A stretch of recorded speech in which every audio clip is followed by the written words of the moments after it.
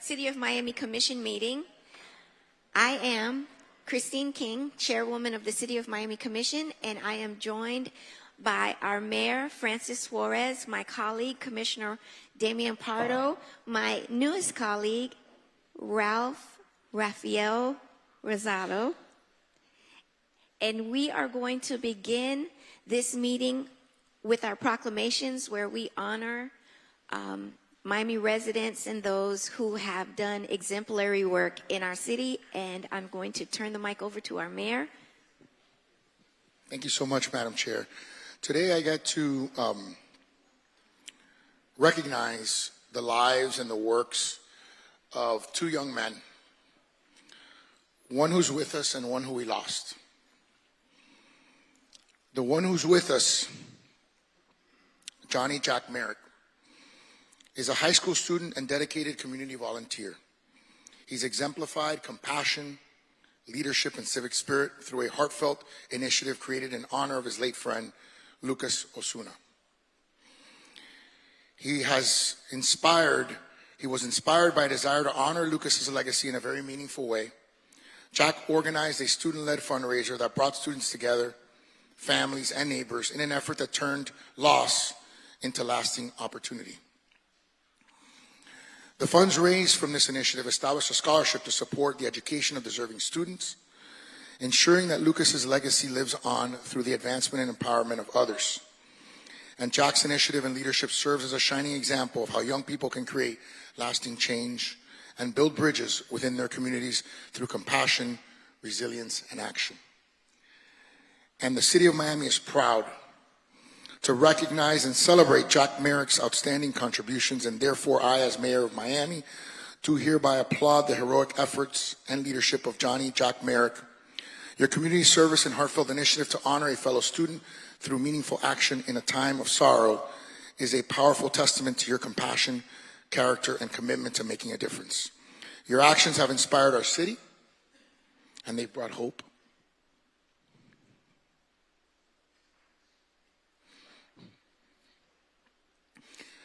And healing to those in grief.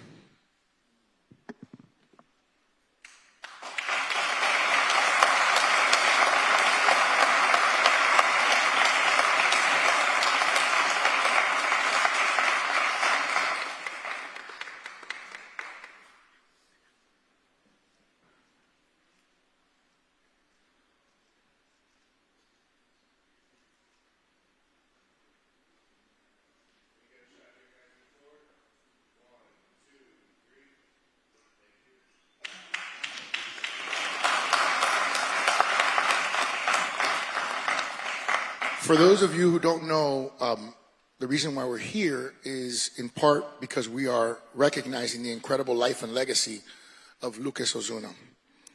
I want to take this opportunity to raise awareness for Lloyd-Dietz syndrome, which Lucas suffered from and ultimately passed away from. It's a rare and undiagnosed connective tissue disorder that ultimately took his life. And his parents are here. They're longtime friends. And I remember exactly where I was when I received the call from his father.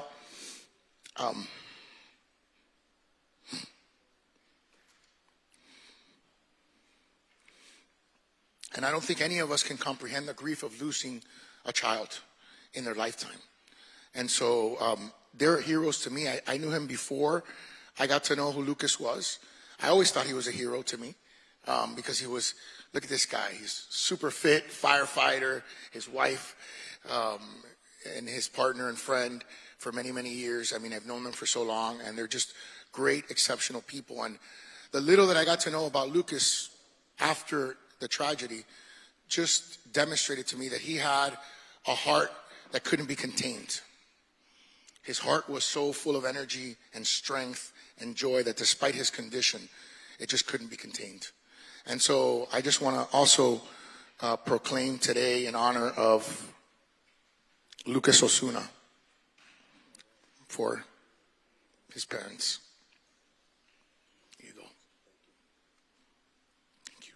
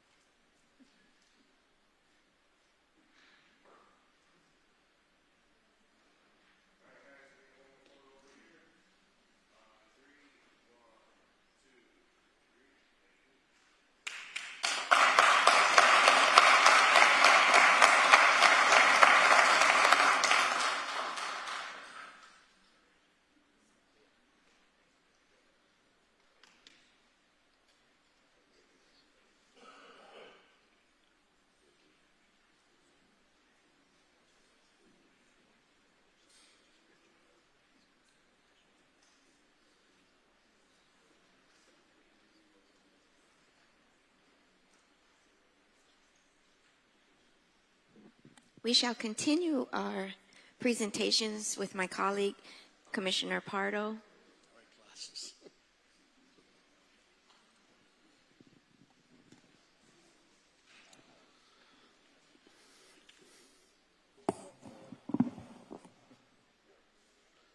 So, good morning.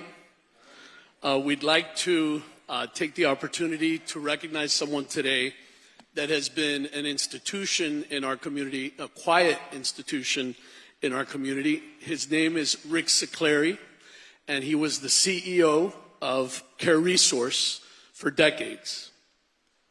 Rick's visionary leadership has guided Care Resource to unparalleled heights over his 30-year tenure, instilling a culture of excellence across every facet of healthcare. Care Resource ranks in the top 10% of health centers nationally in a list in 2023, and within the top 1% as a national quality leader in HIV care and prevention. Rick is a trailblazer in fostering understanding of community health as a driving force in community health movements.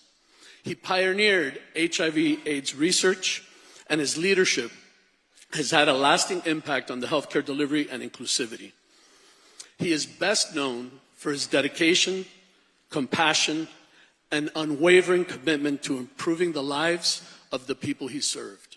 I had the pleasure of knowing him 35 years ago, right? He led an organization that was specifically about HIV/AIDS research. That organization merged with another one called Health Crisis Network. And thanks to this man's leadership, we have incredible health care for marginalized communities in the city of Miami. So thank you, Rick, very, very much. Absolutely. And Dr. Steven Santiago, who is now, let me present the proclamation to all of you. If all the Care Resource folks want to come in. Great to see you, Russell. Long time. Great to see you.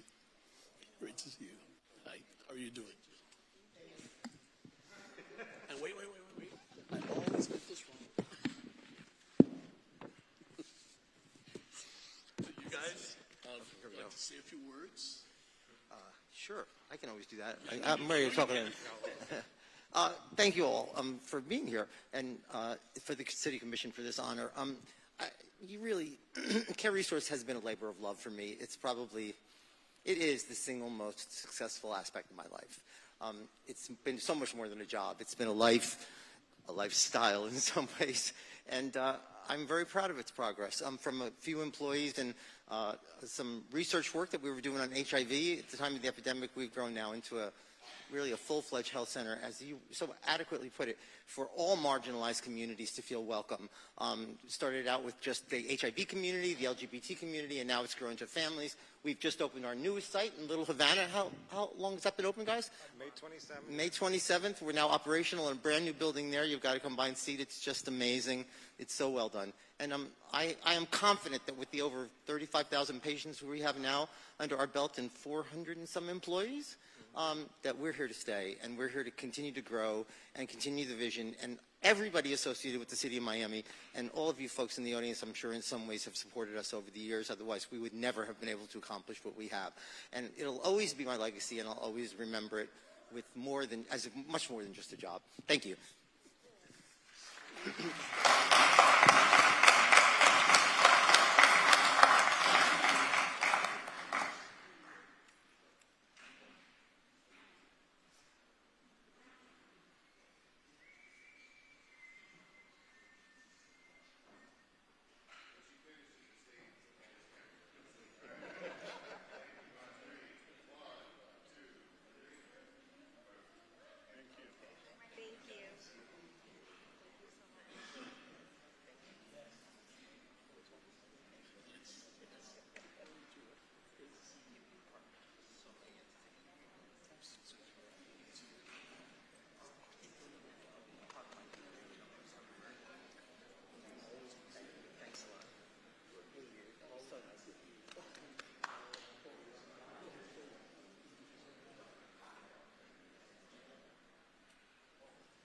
At this time, we are going to begin our meeting with prayer, as we always do. We are honored to have Pastor Orr with us today, who will pray for us and this meeting. Good morning. Good morning. It's great to be alive today, and we thank God for that. Would you please bow your heads in a spirit of reverence and unity? Heavenly Father, we thank you for the privilege to gather today in service of our community. We recognize that leadership is both responsible and an opportunity to bring justice, compassion, and wisdom in the lives of those that we serve. We lift up our city commissioners elected to guide and govern with integrity. Grant them clarity of thought, courage in decision-making, and a deep sense of humility. May they seek the good of all citizens, especially the vulnerable, and lead with fairness and foresight. We also pray for our law enforcement officers, those who put themselves in harm's way to protect and serve. Strengthen them in their calling. Keep them safe. Fill their hearts with discernment and empathy, that they may uphold peace with both strength and compassion. Lord, bind us together in unity. Even when we disagree, let this meeting be marked by wisdom, respectful dialogue, and a sharp or shared desire to build a better future for our city. Bless this city. In your holy name we pray. Let everyone say, Amen. Thank you so much for this. God bless you. Thank you. That was a beautiful prayer. At this time, we will recite the Pledge of Allegiance. I pledge allegiance to the flag of the United States of America and to the republic for which it stands, one nation, under God, indivisible, with liberty and justice for all. Please be seated. Mr. City Attorney, would you please read your statement? Good morning. Thank you, For Madam the Chair. record. George Weissong, City Attorney, City of Miami. Detailed information about the processes, order of business, rules of procedure, and scheduling or rescheduling of City Commission meetings can be found in Chapter 2, Article 2 of the City Code, a copy of which is available online at www.municode.com. Any person who is a lobbyist pursuant to Chapter 2, Article 6 of the City Code must register with the City Clerk and comply with related city requirements for lobbyists before appearing before the City Commission. A person may not lobby a city official, board member, or staff member until registering. A copy of the code section about lobbyists is available in the City Clerk's office or online at www.municode.com. Any person making a presentation, formal request, or petition to the City Commission concerning real property must make the disclosures required by the City Code in writing. A copy of the City Code section is available at the office of the City Clerk or online at www.municode.com. The City of Miami requires that anyone requesting action by the City Commission must disclose before the hearing any consideration provided or committed to anyone for agreement to support or withhold objection to the requested action pursuant to City Code Section 2-8. Any documents offered to the City Commission that have not been provided 7 days before the meeting as part of the agenda materials will be entered into the record at the City Commission's discretion. In accordance with Section 2-33F and G of the City Code, the agenda and the material for each item on the agenda is available during business hours at the City Clerk's office and online 24 hours a day at www.miamigov.com. The meeting of the Miami City Commission is a limited public forum. Any person may be heard by the City Commission through the chair for not more than 2 minutes on any proposition before the City Commission unless modified by the chair. Public comment will begin at approximately 9:45 a.m. and remain open until public comment is closed by the chairperson. Any person making offensive remarks or who becomes unruly in the commission chambers will be barred from further attending City Commission meetings and may be subject to arrest. No clapping, applauding, heckling, or verbal outbursts in support or opposition to a speaker or his or her remarks shall be permitted. No signs or placards shall be allowed in the commission chambers. Persons exiting the commission chambers shall do so quietly. Members of the public wishing to address the body may do so by submitting written comments via the online comment form. Please visit www.miamigov.com/meeting instructions for detailed instructions on how to provide written public comment using the online public comment form. The comments submitted through the comment form have been and will be distributed to the elected officials, their staff, and city administration throughout the day so that the elected officials may consider the comments prior to taking any action. Additionally, the online comment form will remain open during the meetings to accept comments and distribute to the elected officials their staff, and the city administration up until the chairperson closes public comment. Public comment may also be provided here live at City Hall, located at 3500 Pan American Drive, Miami, Florida, subject to any and all city rules as they may be amended. If the proposition is being continued or rescheduled, the opportunity to be heard may be at such later date before the City Commission takes action on such proposition. When addressing the City Commission, the member of the public must first state their name, their address, and what item will be spoken about. Any person with a disability requiring assistance, auxiliary aids, and services for this meeting may notify the city clerk. The city has provided different public comment methods to indicate, among other things, the public support, opposition, or neutrality on the items and topics to be discussed at the City Commission meeting in compliance with Section 286.0114 Florida statutes. The public has been given the opportunity to provide public comment during the meeting and within reasonable proximity and time before the meeting. Please note, commissioners have generally been briefed by city staff and city attorney's office on items on the agenda today. Anyone wishing a verbatim record of an item considered at this meeting may request it at the Office of Communications or view it online at www.miamigov.com. For planning and zoning items, PZ items shall proceed according to Section 7.1.4 of the Miami 21 zoning ordinance. Parties for any PZ items, including any applicant, appellant, appellee, city staff, and any person recognized by the decision-making body as a qualified intervener, as well as the applicant's representatives and any experts testifying on behalf of the applicant, appellant, or appellee, may be physically present at City Hall to be sworn in by oath or affirmation by the city clerk. The members of the City Commission shall disclose any ex parte communications to remove the presumption of prejudice pursuant to Florida Statute Section 286.0115 and Section 7.1.4.5 of the Miami 21 zoning ordinance. The order of presentation for PZ items shall be as set forth in Miami 21 and in the city code. Staff will briefly present each item to be heard.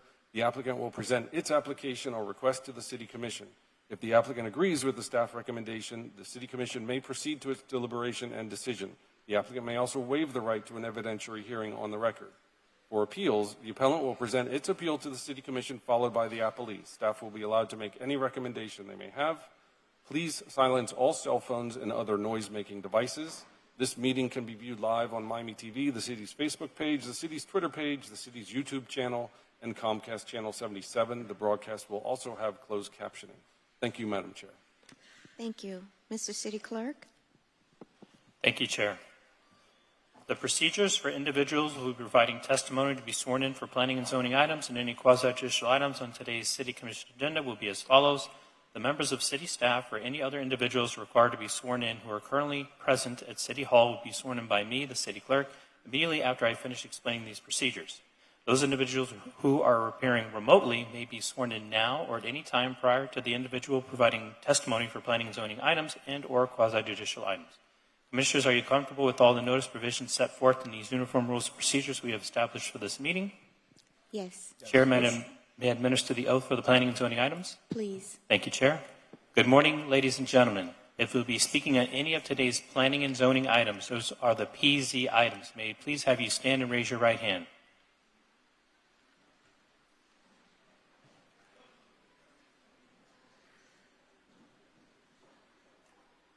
Do you solemnly swear or affirm that the testimony that you're about to give at today's hearing is the truth, the whole truth, and nothing but the truth? And your response is?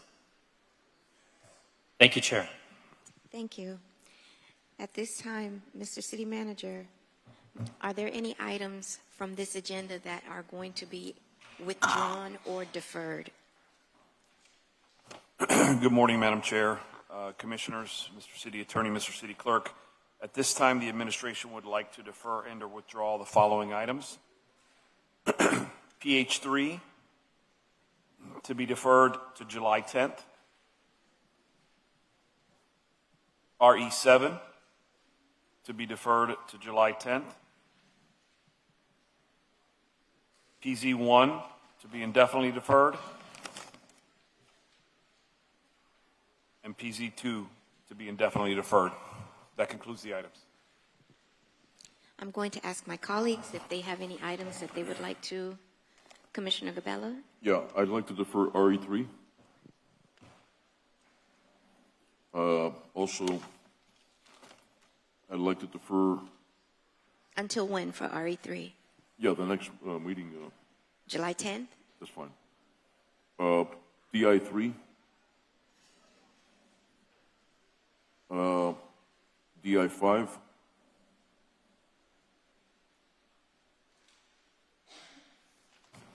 And that's it for me.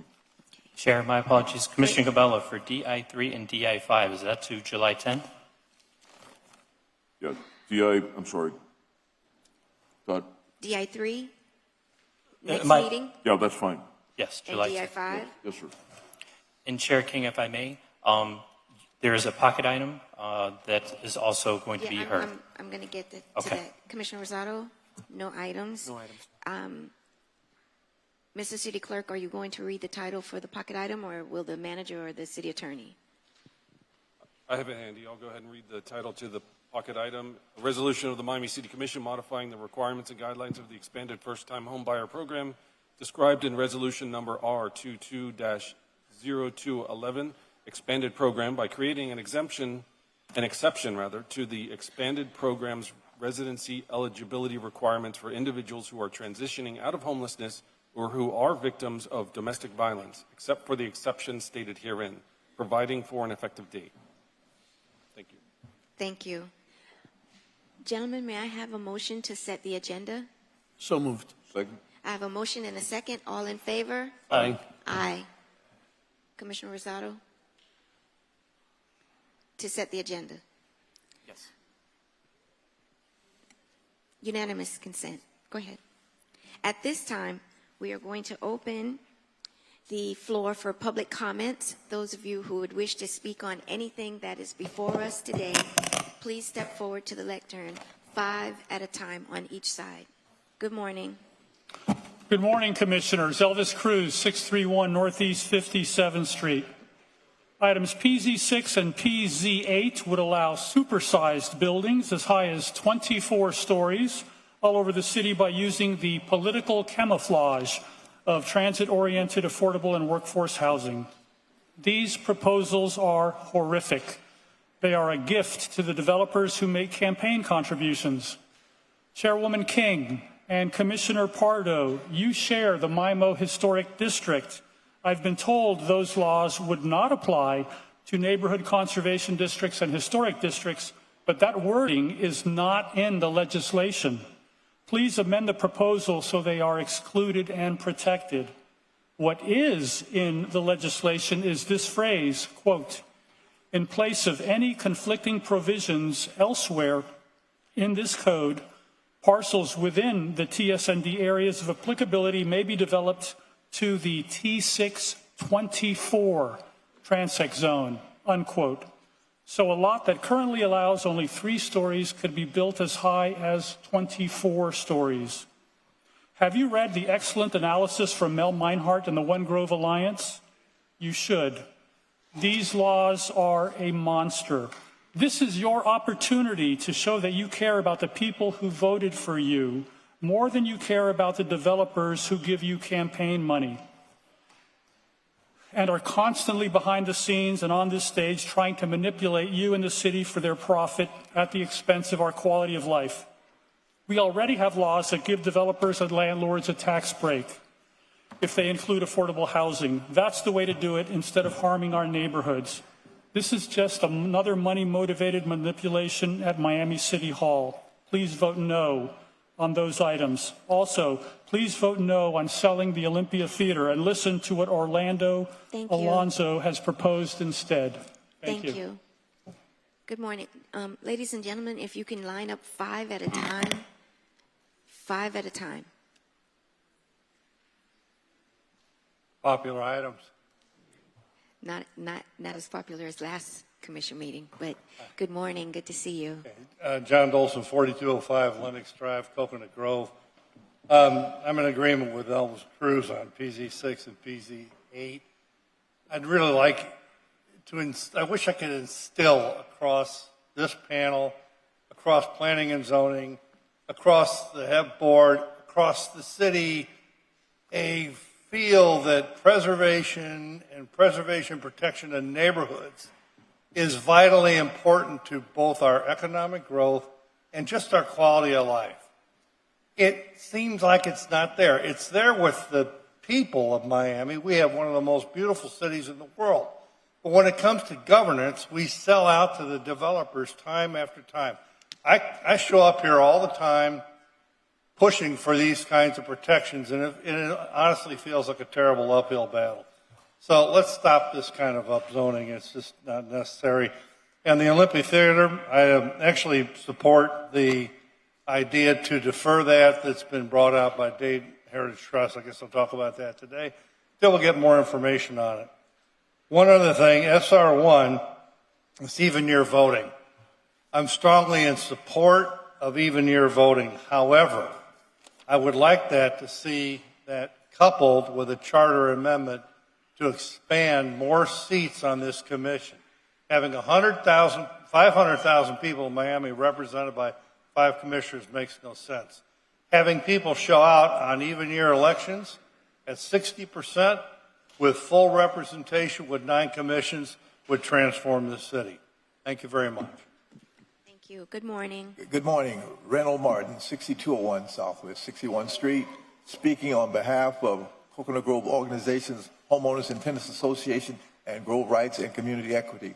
I too support what John Dolson and Elvis has said about supersizing a development in our community. It has not been very kind to communities of color, such as what is happening in Coconut Grove.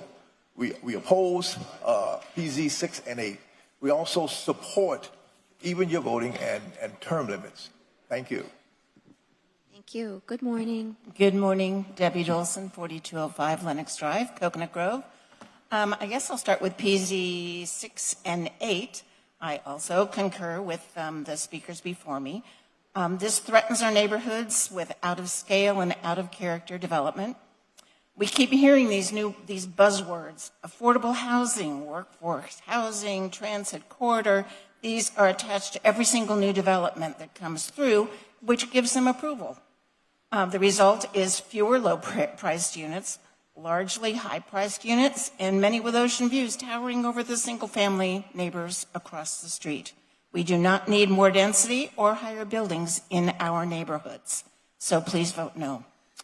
PH1, I don't understand what's going on with our historic theaters here in Miami, but Coconut Grove Playhouse has been an issue for many years, and now we've got the Olympia being given away. I don't understand why the HEP board hasn't reviewed this.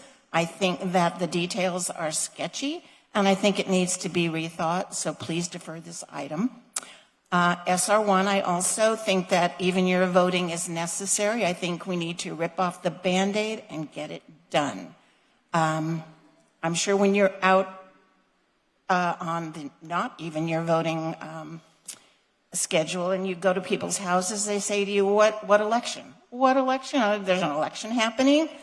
I'm sure you run into that all the time. I know all of you also speak about saving money for the city. I know Commissioner Gabella, you talk about that a lot. Here's a way to save millions of dollars. I also think that it needs to be a charter amendment, and we need more commissioners, 9 commissioners. Thank you. Good morning. Morning, Madam Chair. Morning, Commissioners. My name is Oscar Alejandro. I'm running for City Commissioner of District 3, and I reside at 199 Southwest 12th Avenue. I'm here to speak in opposition to PH1 and SR1.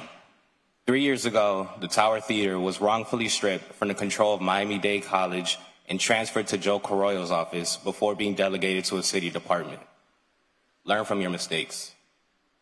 Now, I'm in favor of term limits and moving elections to align with nationwide cycles, but I strongly oppose the stipulations that come with them. When a change that's been strongly demanded is finally addressed, we're sidelined by the small print, which unilaterally extends the terms of those who didn't earn it. Logically, there needs to be some sort of alteration to the terms for elections to be changed, but you don't get to make that decision yourself. Commissioner Pardo dismissed the alternative of reducing the next elected official's term by 1 year to compensate, stating that this would invite litigation. Legal battles don't seem to be a concern when it's beneficial, though, since the Attorney General and Governor have both condemned this proposal and actually threatened action.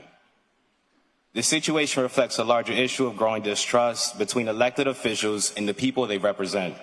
A significant number of Miami residents have lost faith in their government due to ongoing corruption and unethical behavior. PH2 exemplifies how false choices are being offered to the community, and supporting this extension shows a preference for personal interest over the needs of those who put you in office. Whether it be in 2025 or 2026, I advise everyone to remember those who voted to fight the state for an extension out of fear of a hypothetical scenario that prevents them from making a sacrifice on their behalf. Thank you. Thank you. Good morning. Good morning, Kristen Browdy, 888 Biscayne Boulevard. I'm here to urge you not to give away the Victoria Theater, and to say that the Victoria Theater, that it is out there to be given away, shows how ineffective the DDA has been. It shows how wrong giving the DDA a 19% increase in our taxes would be. These are taxes paid by downtown residents. The Victoria is in the heart of downtown and has been vacant for years. It has been an eyesore for years, as has been the Harry Kane Tower, as has been the building that is now being finally torn down. The DDA isn't doing a job for downtown. If you want to make it a business improvement district, that's fine.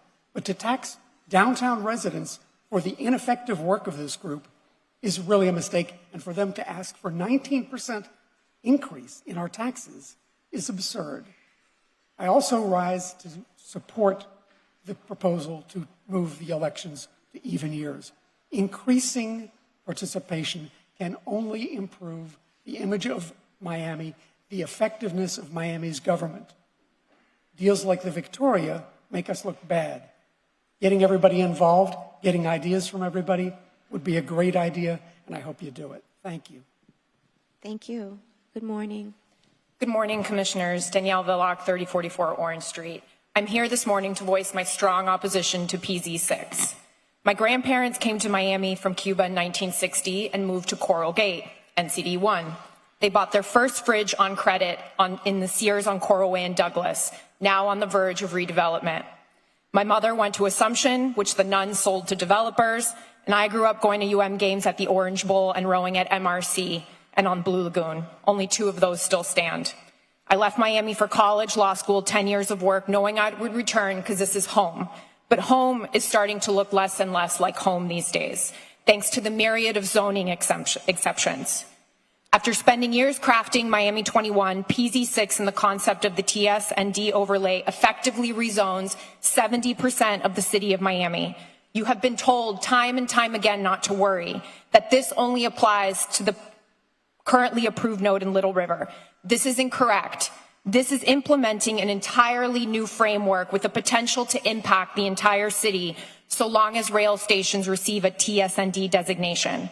My ask today is that this be deferred until several changes are made, including at a minimum, explicitly carving out NCDs and historic districts, excluding T4 and any parcels that abut T3, limit the program to properties up to half a mile from an approved rail station, not a mile. Half a mile is consistent with transit-oriented development across the United States. 1 mile is far more expansive. Explicitly prohibit the amalgamation and rezoning of T3 parcels for use in this program, which planning staff specifically said could happen in their presentation to PZAB. Process all applications by exception instead of by warrant, and if the underpinning of this legislation is to improve affordable housing, actually require meaningful affordable housing requirements in excess of 10%. Thank you. Thank you. Thank you. Good morning. Good morning. My name is Richard Sherman. I reside at 2501 Tiger Tail Avenue here in Coconut Grove, and I'm a lifelong resident of that. And welcome, Commissioner. Tried to say that last week, but it was a little bit busy here. I'm here because of the recent special election, which is deeply troubling for me. 10% of the voters showed up. That means that 90% of our neighbors stayed home, and they had no voice in choosing their representative. To me, this is not a true democracy. It's a warning sign, a true warning sign. It struck me personally. I'm a little bit older than a lot of people here, but I remember as a young child going to the road voting booth with my dad, and it was the old-fashioned, they weren't booths, they were machines. And if I was strong enough and lucky enough, my dad let me pull that lever, and those dirty curtains came behind me, and we voted. But what was amazing about voting is that after we voted, the camaraderie of the whole neighborhood came out to vote. Everybody was voting back then. And it was the thing for us to do as Americans, is to vote. And to have 90% of people stay home for any election is clearly a warning sign. And we could do better. We can do much better. First, let's move the city elections along state and federal elections. It's simple change that would boost our turnout and give more people a voice and save approximately over $1 million, if I'm not mistaken, per election cycle, not per year. Second, we need life-term limits for city officials. Right now, somebody could leave office and return again and again. This doesn't allow for space for new voices and new ideas. Term limits promote fresh thinking and fresh accountability. Miami is full of passionate, capable people who care about their neighborhood. Let's build a system that reflects this energy, one that encourages participation and trust from us all. Thank you. Thank you. Good morning. Good morning, Commissioners. Christina Palomo. I reside at 244 Biscayne, and I have a few issues on the agenda. Number one, PH1, the Olympia Theater. I know that the residents of Miami were shocked to hear the news that broke just Tuesday that today's agenda contains this item to quitclaim deed the precious public asset known as the Olympia Theater to a charter school.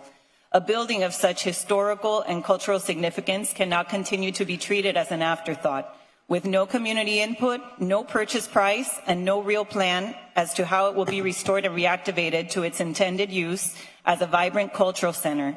This historic gem should be the crowning jewel of the Flagler redevelopment efforts, and I implore this commission, please pump the brakes, defer, and closely examine the best way to bring this property back to its glory days. SR1, regarding election year reform, I understand that there are legal questions as to the best way to get there, but it is undeniable that holding local elections coinciding with election years boosts voter turnout and strengthens democracy. I encourage city leadership to find the right path to implement this long term. FR2 on Bayfront Park. As a former board member of this trust, I encourage the commission to allow the recent new leadership some time and a chance to work through challenges rather than force yet another transition that leaves many unanswered questions to the community about the future operations of this park. And lastly, but not least, DI7. I am here today again to speak in support of the DDA and would like to express as a downtown resident that their dedicated team, there's a lot more work to be done by them, and downtown needs the vital services that they provide.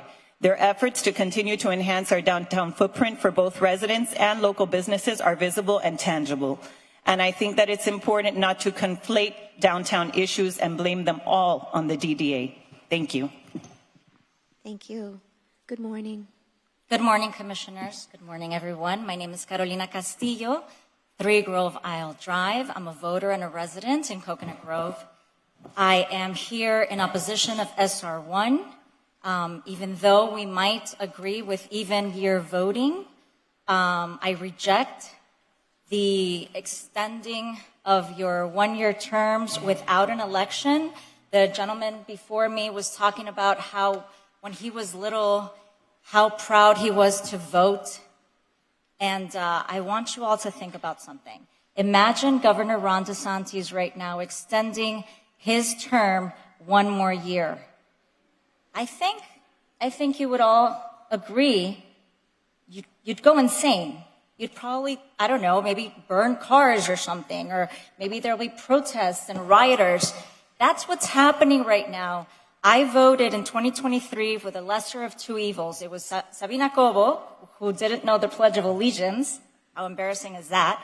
And we had Damian Pardo. We thought he would be a reformist. We thought that he was going to be the voice of the people. We thought you were going to listen to us. Instead, we feel that Commissioner Ralph Rosado, Precinct King, and Damian Pardo are turning their backs on voters. You're not listening to us. You work for us, yet you're not listening to us. And that is a slap in the face and against democracy or against our republic. Thank you. Thank you. Good morning. Good morning. My name is Romel Guzman. I live at 1818 Southwest 1st Avenue. So first and foremost, I don't like to attack individuals. I like to attack ideas. I don't like to talk about people. I like to talk about what they put on the table, which I think is better. So I feel that this commission is doing the right thing for the wrong reasons, because both SR 1 and DI 7, correct? Yeah, DI 7 and SR 1 are things that should be on the ballot. I think that people should vote on that. It has tax implications. It has political implications. It elongates the terms of those who actually decide on our everyday quality of life here in the city. And I've spoken to you personally, Commissioner, and I know we agree on several things.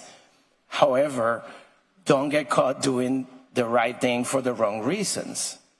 And the issue is that the voters have a system that works. And the gentleman that said that the 90% didn't have a voice, no, they did have a voice. They just chose not to use it. Because nobody is telling them, hey, you cannot go vote. So lastly, I was born in Venezuela, and in 1999, the Constitution was reformed by Chavez, and even him put it to a vote. So I guess we need to do a little bit better than that. So thank you. Thank you. Good morning. Good morning. My name is Orlando Alonso. I reside at 92nd Southwest 3rd Street, a few blocks from the Olympia Theater. I came here to talk about that. I was very surprised after I heard of the late developments about giving the Olympia Theater to a charter school. I know many of you have been fighting tirelessly for the past 6 years to save the Olympia. I have put together a stellar team of people, including architects, developers, artists, presenters, theater managers. I've spent thousands of hours and thousands of dollars putting this team together. I've had the opportunity to talk to our Noriega, Commissioner Pardo, Mayor Suarez about the plan to make the Olympia Theater a great place for the arts. And after the RFP of 2022 failed, I stood here in front of this commission to urge you to please issue another RFP that would incentivize the bidders, that would show the support of the city and the commitment of the city to the Olympia Theater. Now, I don't have anything against a charter school or educational institutions sharing the space with the Olympia Theater, but what I think is that we have put the horses before the cart here, or as we say in Spanish, los bueyes antes de la carreta. So please, think about what is artistically important for the Olympia Theater and think that a charter school or Miami-Dade College, for that matter, is not the right steward of artistic excellence needed at the Olympia Theater. You need a great team of world-class leaders and world-class artists to lead this institution, not just turn it into a school auditorium, which is what it will become. It would fail. Thank you. Thank you. Good morning. Good morning, Chairwoman King and Commissioners. I'm Jake Morrow. I reside in the city of Miami at 625 Northeast 50th Terrace. I'm here this morning to speak in favor of SR 1, which is the initiative that would reschedule the city elections from odd years to even years so that they coincide with the midterm and general elections.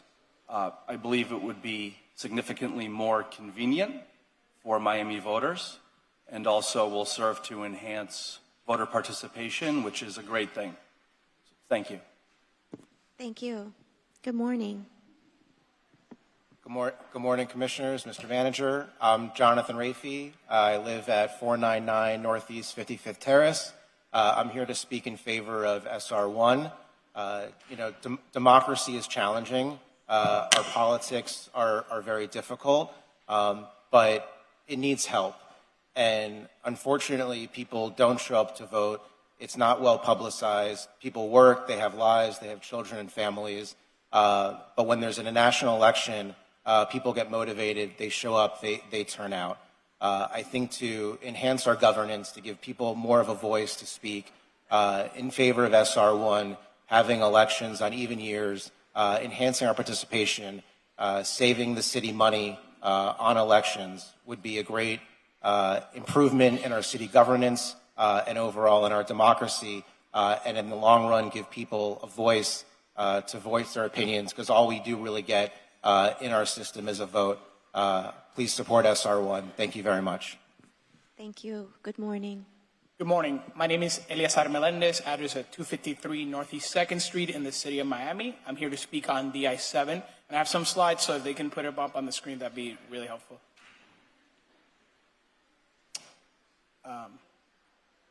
Is the screen mirroring working? You cannot play. Okay. So I'm going to let someone else go while they can fix the tech issue. Thank you. Good morning. Good morning, Chairwoman. Welcome, Commissioner Rosado. First, my name is Avra Jane. I live at 720 Northeast 69th Street. I want to first say thank you all to the commissioners for your public service and for caring. I'm here to speak in favor of SR1. I know for some people here that the timing of this may not feel convenient. It's 1 year. Having 10% of the voters show up versus 60%, I think that's kind of a big deal. Obviously there's the money savings. I've had the convenience and actually privilege of being in Commissioner King's district, and I know how hard she works, not just with our constituent Tuesdays, but how hard she works to make sure voices are heard. She goes out of her way with community outreach over and over, not just one day, you show up. She does it over and over until as many people as possible have had their voices heard and has had the participation that is reflective of this community. I think it's important, that when people say, take it to a vote, I understand, but really the public has voted. 27 or 28 of the municipalities, of the 34 municipalities have made this change. Please vote in favor of SR1. Thank you. Thank you. Good morning. Yes, good morning, Madam Commissioner, commissioners, everyone. My name is Rob Piper. I'm at 1401 Southwest 17th Terrace in Shenandoah. I'm here just to speak on PH1 regarding the Olympia Theater. A lot of questions still need to be answered regarding this legislation, so I would just urge the commission to at least hold off on that to give the opportunity for more public scrutiny and input. Regarding SR1, yes, moving elections to even years is a very good thing to improve turnout, but canceling the election for this year is undemocratic. And as someone that is running in this year's election for District 3, I would be willing to shorten my term to 3 years in order to allow the change up for re-election in 2028 as opposed to 2029. So we can do that. And finally, regarding PZ6 and PZ8, again, a lot of questions, a lot of concerns regarding this legislation. I would just encourage at least holding off on it to give the more opportunity for more public input and to address a lot of the questions and a lot of the concerns instead of rushing into it. Thank you very much. Thank you. Good morning. Good morning. My name is Dr. Jeff Dorfman. I live at 2020 North Bayshore Drive in Edgewater, and I'm on the board of Biscayne Neighborhoods Association. Speaking about SR1, I'm speaking for myself on this one. I support Commissioner Pardo's effort to bring elections to even number years and get more support. However, I am against the concept of combining that with giving current commissioners an extra year without putting it to a city vote, because I think it sets a dangerous precedent of commissioners being able to continually vote themselves more years. So, and then regarding FR2, I look forward to being able to work and BNA working with a lot of the commissioners here, and welcome the new Commissioner Rosado. We look forward to being able to work with you, and we hope that regarding FR2, one maintains personal independence and allows Commissioner Gabella the opportunity to do what he needs to do at Bayfront Park to clean it and provide it for the benefit of all residents in the city. Thank you. Thank you. Good morning. Hi, how you doing? Chairwoman and commissioners, appreciate your time. So I'm in here to talk about in favor of the Miami DDA, so I just have something to say. So hello everyone, my name is Marvel J. Bishop. I am proud to stand before you today as a business owner, podcaster, and educational coach who has called Miami home for the past 16 years. My journey in this vibrant city, particularly in the hospitality and creative sectors, has been profoundly shaped by the support and resources by our Downtown Development Authority. The Miami DDA has been more than just an organization. It has been a steadfast partner in my growth and success. Their unwavering commitment to support small businesses has opened the doors for entrepreneurs like myself, allowing us to thrive in a competitive landscape. The Miami DDA has orchestrated events and programs that has connected me with fellow business owners, fostering a sense of community that is invaluable in today's economy. One of the most transformational relationships that I've experienced has been with MJ Green, our Chief Economic Officer. From the moment we met, his dedication to creatively enrich our community and navigating strategic partnerships has been a true blessing. His vision and leadership has not only guided my business journey, but has also touched the lives of countless entrepreneurs throughout Miami. He embodies the spirit of the collaboration that is DDA Champions. As we look to the future of our incredible city, it is crucial that we continue to invest into the Miami DDA. The expertise and the resources they provide are indispensable to small businesses, fueling innovation, growth, and resilience in a city that is known for its dynamic evolution. The DDA ensures that small businesses remain at the forefront of our development, creating opportunities not just for ourselves, but for the community at large. I urge you to recognize the pivotal role that the Miami DDA plays in our collective success. Let's sustain and strengthen the invaluable resources that champion our growth, nurtures our ambitions, and empowers. Thank you so much. Good morning. Good morning. My name is Steve Smith, 900 Biscayne Boulevard. I was before you last week to speak in support of the election reform, so I will be brief this morning. It's either a good idea or it isn't. And it doesn't matter if it's 2026 or 2076. Someone's very likely going to get an extra year of service. It's a consequence that comes with great benefit. As far as FR2 and the Bayfront Park Trust, I'm here to speak in opposition to the abolishment of the trust. I'm trying to understand truly what is the hurry and pace that within 14 days we will go from a reasonably functioning entity of managing large resources downtown to the complete abolishment of a trust. I just simply don't understand what the need for this type of pace and hurry is. And to use the city manager's own words, the city hasn't demonstrated a great record as being good stewards of city assets. And I appreciate your courage, city manager, for those words. You cited many examples, the Marine Stadium, Olympia Theater, the city police headquarters. Are we really ready to provide one of the grandest assets in our community to a city whose own city manager doesn't believe that they're good stewards of managing these assets? Please reconsider and defer the item so that we can collaborate and work together to find the best solution for Bayfront Park Trust moving forward. Thank you. Thank you. Good morning. Good morning. My name is Nick Mayer. Address is 2010 Southwest 4th Street.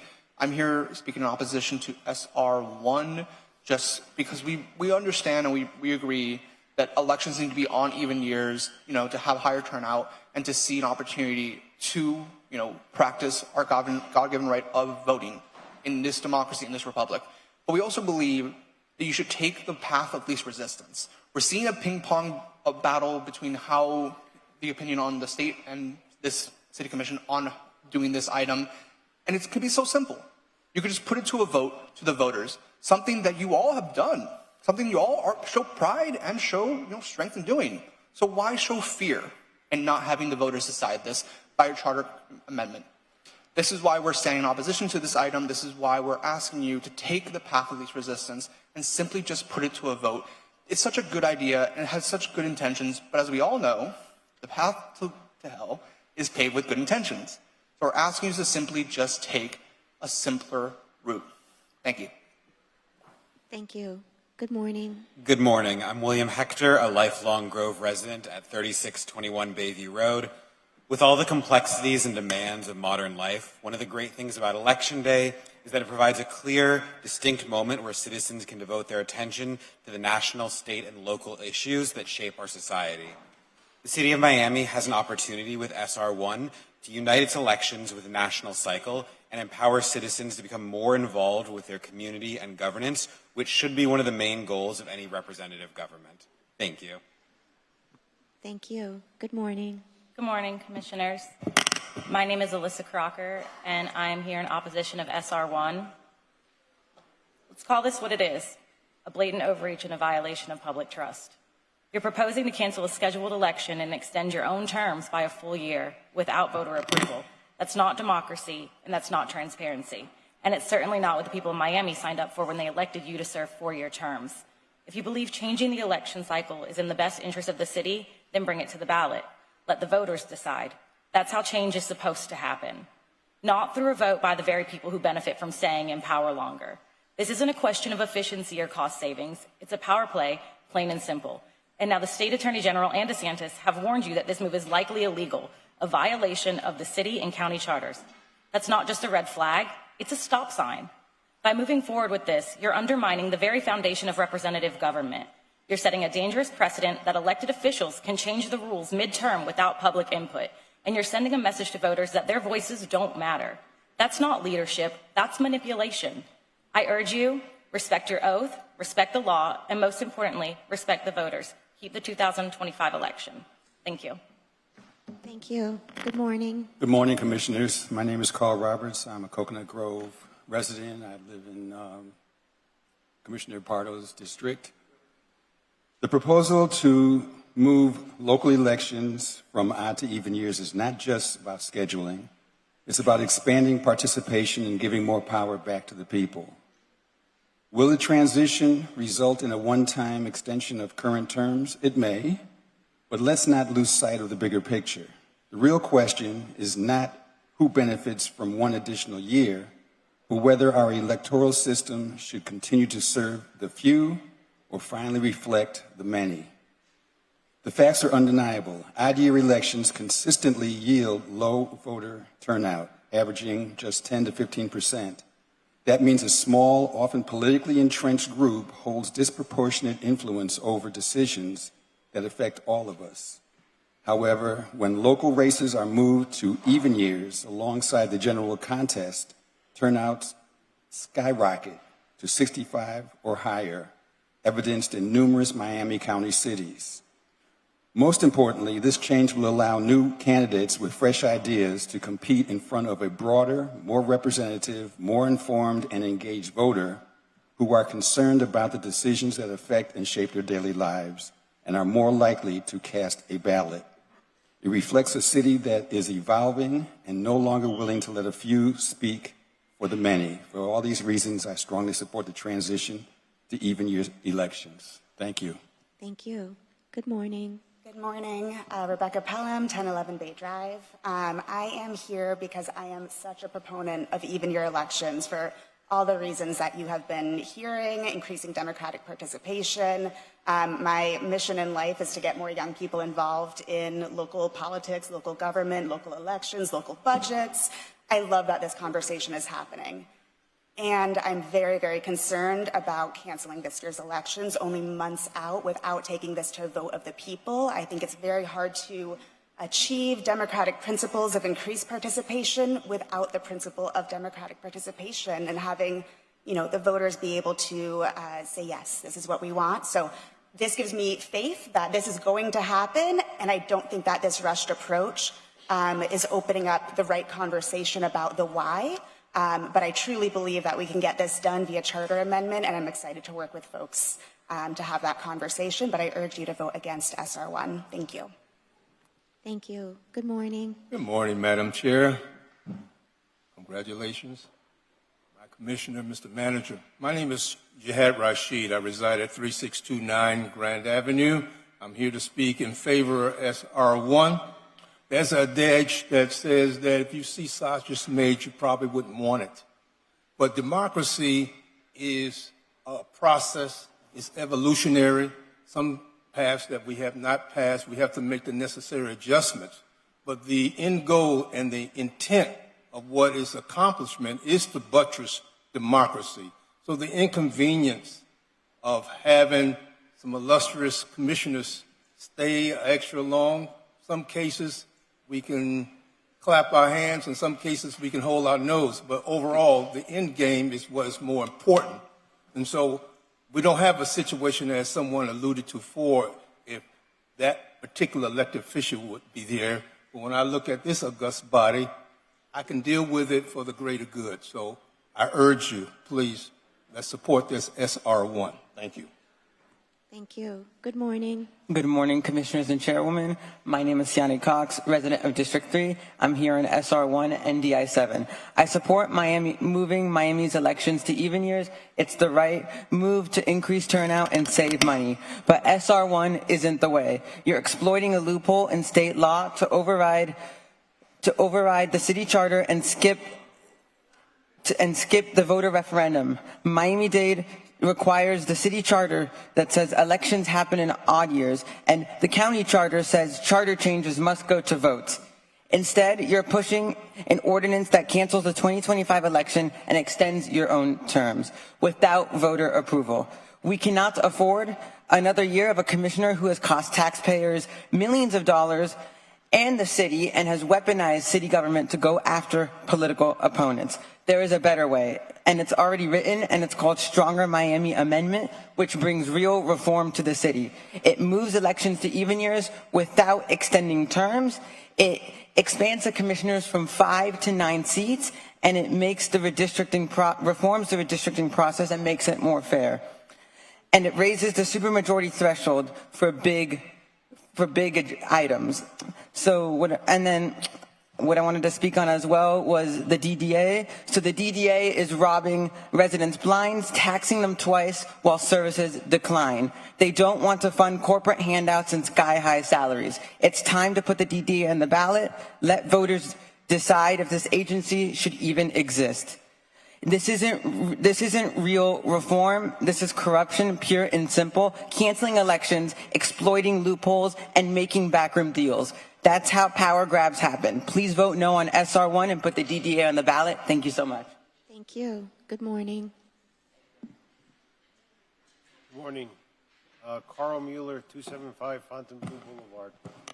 And I'm here to speak out against the proposed change in the, I'm here to speak out against the proposed change in the election year.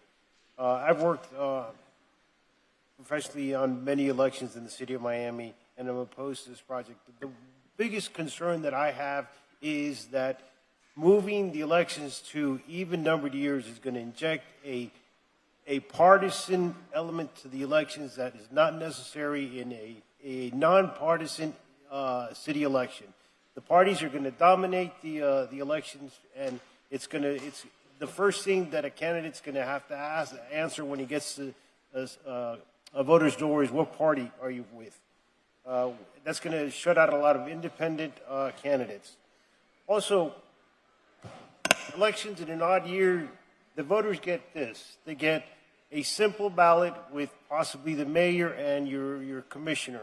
In a even-numbered year, you get these multiple pages where the voter has to go through president, governor, federal Senate, federal House, state Senate, state House, state executive cabinet officers, county commissioners, school boards, judges, and it just, at the very end of that big, long ballot is when the city election is going to appear. This is what, and the last thing that I would say is, having knocked on hundreds of doors, talked to thousands of voters, the municipal voter is a very well-informed, very educated. He knows what the issues are. You don't need to drag them out. They will vote. They're consistent voters, so you can count on them. Thank you. Thank you. Good morning. Good morning, Commissioners. Arsen Gritsenko, Orange Street, Coconut Grove. Here to speak on PZ6. As presented, PZ6 is not a small adjustment. It's laying the foundation for a complete reworking of our city from having a single dense urban core with a lower density expanding around it to a city with a polycentric urban core with high-rise development spanning the entire Metro Rail corridor. PZAB members responded to the presentation last week with strong reactions, including, "This is such a massive, I want to say drastic, huge deal, essentially rezoning the city. This is a drastic program, and I am overwhelmed." If the professionals on the advisory board were overwhelmed by its scope, how can residents expect to weigh in meaningfully? I would reiterate that there are several inconsistencies between the ordinance as drafted and the planning staff's presentation. Of most concern are planning staff's confirmation during the PZAB meeting that some could put together a group of T3 parcels, have them rezoned, and build up to T612 if they follow the process, as well as T4 should be excluded as per their presentation, but it's not excluded in the ordinance as currently drafted. And thirdly, you could have T3 abutting T612 or T624 with how it's currently set up. Additionally, the ordinance circumvents public hearings for most projects, replacing public scrutiny with administrative review, which historically swings in the favor of developers, delivers minimal affordable housing benefits, 10% at most, and allows developers to assemble a group of single-family zone parcels and have them rezoned opt into this program, meaning developers could rapidly buy out and demolish stable neighborhoods, converting them into high-density high-rises. Please strongly consider deferring this incredibly impactful item, conducting serious community zoning and impact studies, and most importantly, amending the legislation to exclude NCDs and historical districts. Thank you. Thank you. Good morning. Good morning. My name is Marlene Irvin. I live at 3066 Washington Street, and I'm here to speak on SR1, PZ6, and PZ8. Regarding SR1, moving city elections to even-numbered years, I urge the Commission to adopt this common-sense change. Moving the elections to coincide with state and federal elections makes sense. We know it would dramatically increase the voter turnout, save $1 million at least for the city of Miami. Having said that, I do support the Stronger Miami petition, which complements this ordinance. It's by locking in even-year elections through the city charter, which is a much better way to go so that future commissions cannot reverse it. By expanding the commission from 5 to 9 single-member districts for better representation and creating nonpartisan redistricting standards to end gerrymandering. So I do support this amendment, but I think the Stronger Miami amendment is stronger. PZ6, Transit Station Neighborhood Development. This sweeping zoning amendment would allow 12 stories or taller buildings within a 1-mile radius of all 23 metro stations. It overrides height transition safeguards in Miami 21 and that have protected lower scale neighborhoods for over a decade. It weakens citywide protections. Even if NCDs are spared, the amendment still removes Miami 21's gradual height transition across the rest of the city. While marketing to promote affordable housing, there are no guarantees of deeply affordable or family-friendly units. Prior rezonings have often produced expensive small units that strain traffic, infrastructure, and schools without serving the local residents. There's been very little public input. This process lacks transparency and risks reshaping entire communities without neighborhood-specific planning. Carve-outs help, but they don't solve the underlying problem. Thank you. Thank you. Good morning again. Good morning. Elias Melendez, 253 Northeast 2nd Street, and thank you to the IT team who got me fixed up. I'm here to make a brief presentation on a survey that was conducted by the Downtown Neighbors Alliance in May of this year. This was after the Downtown Development Authority gave $100,000 grant to UFC Sir, for various events. What item are you speaking on? DI7, thank you. So this survey was conducted, 16,300 people were contacted in the DDA catchment area. It was conducted by email, and 850 registered voters in downtown Brickell and Edgewater responded. It focused on various areas of interest to the DDA, like taxation, spending, and impact of the agency. The first question was asked about taxation, and whether people supported higher taxes this year for the mission of the DDA. Nearly 85% said no. The second question was about the decision of the DDA to grant $100,000 through the UFC for various events. And that's something that was before several other grants to major event promoters were done. And again, here over 85% of the people said they did not support that who were surveyed. There was a question on the DDA impact on the community, and a slightly lower number were negative, 57.9, but a large number, 26.3, were unsure of the impact that the DDA had on their life while being on the catchment area. And a similar number, when asked if the DDA should be dissolved and replaced with something else, 56% said yes, about 25% were unsure. So what does this tell us in terms of findings of the surveys? Number one, people are not really seeing where the tax dollars are going. The DDA is mostly funded by residents, but they don't see the impact, and they believe there's waste and lack of impact. Thank you for your time. Thank you. Good morning. Good morning. My name is Sandy Moise, Northeast 6th Court, Morningside resident. I'm here today to speak in strong opposition to 4 agenda items, PH1, PZ6, SR1, and DI7. First, PH1, please don't give away the iconic, historic Olympia Theater. This theater is a cultural gem and a cornerstone of Miami's identity. Its stewardship should remain public, transparent, and rooted in community use, not handed over without safeguards. Second, PZ6, as written, is reckless. This sweeping rezoning invites overdevelopment in historic, low-scale neighborhoods and undermines the character, affordability, and livability of our communities. A one-size-fits-all overlay imposed without robust public input is unacceptable.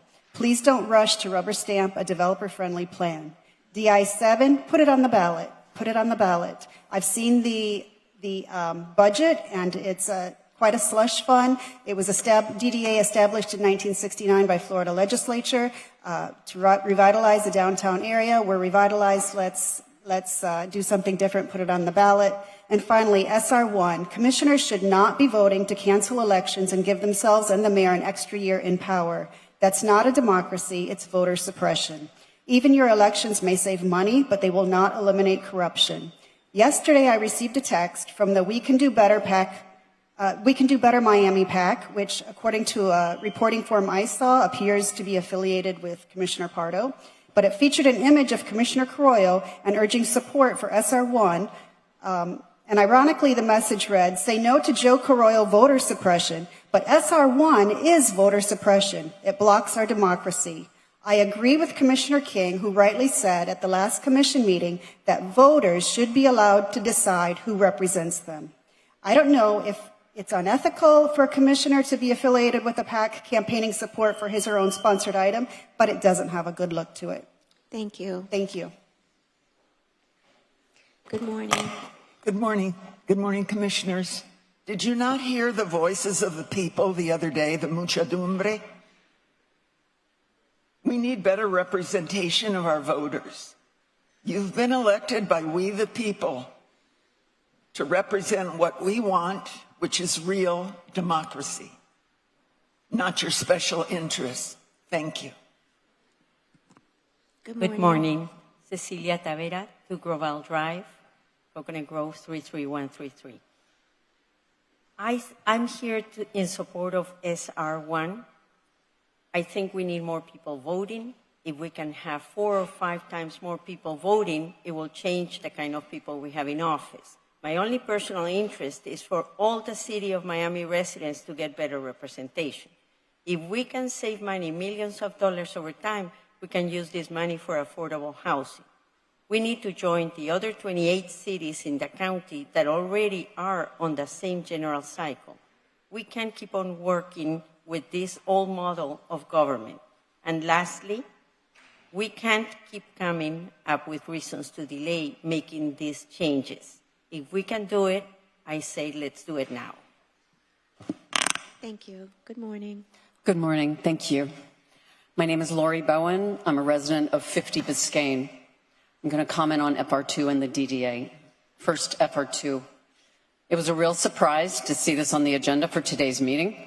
Dissolving the Bayfront Trust is a serious action with no clarity on what problem this is attempting to solve.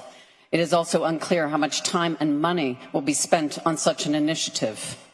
There have been issues in the past, but were these issues due to the structure of the trust? I don't believe so.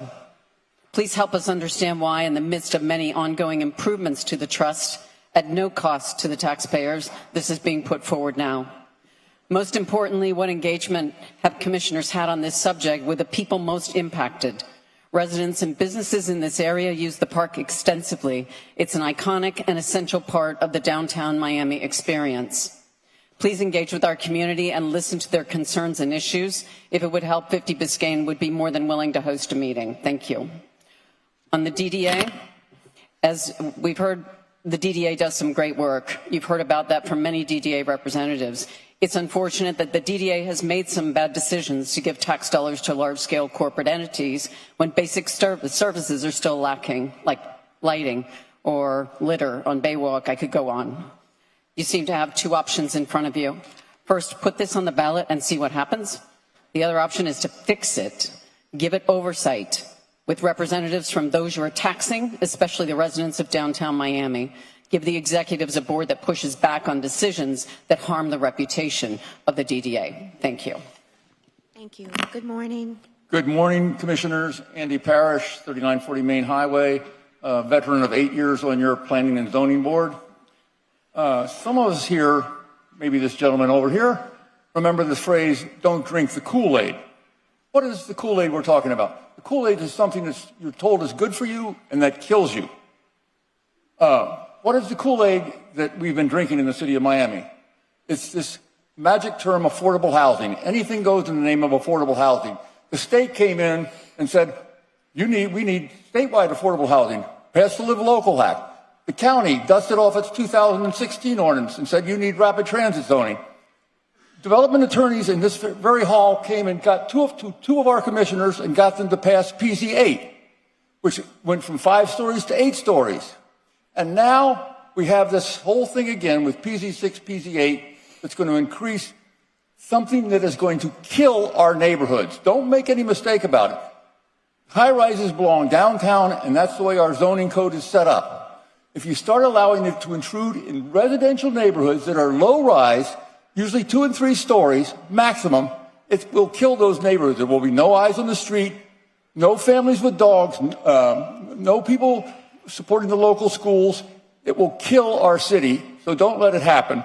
And I will just finish by saying, I'd like the city as a whole, and you commissioners in particular, to get a goddamn backbone and start fighting the county and even the state. Miami Beach is trying to do it with their historic hotels. Let them know that the premier city in the state of Florida will not stand by and have Kool-Aid rammed down our throats. Thank you very much. Thank you. Good morning. Good morning, Commissioners. Bruce Matheson, 2679 Tiger Tail, SR1. Moving it to even years will create better turnout. And if any of you want to run for re-election, that might help you. Good luck. Thank you.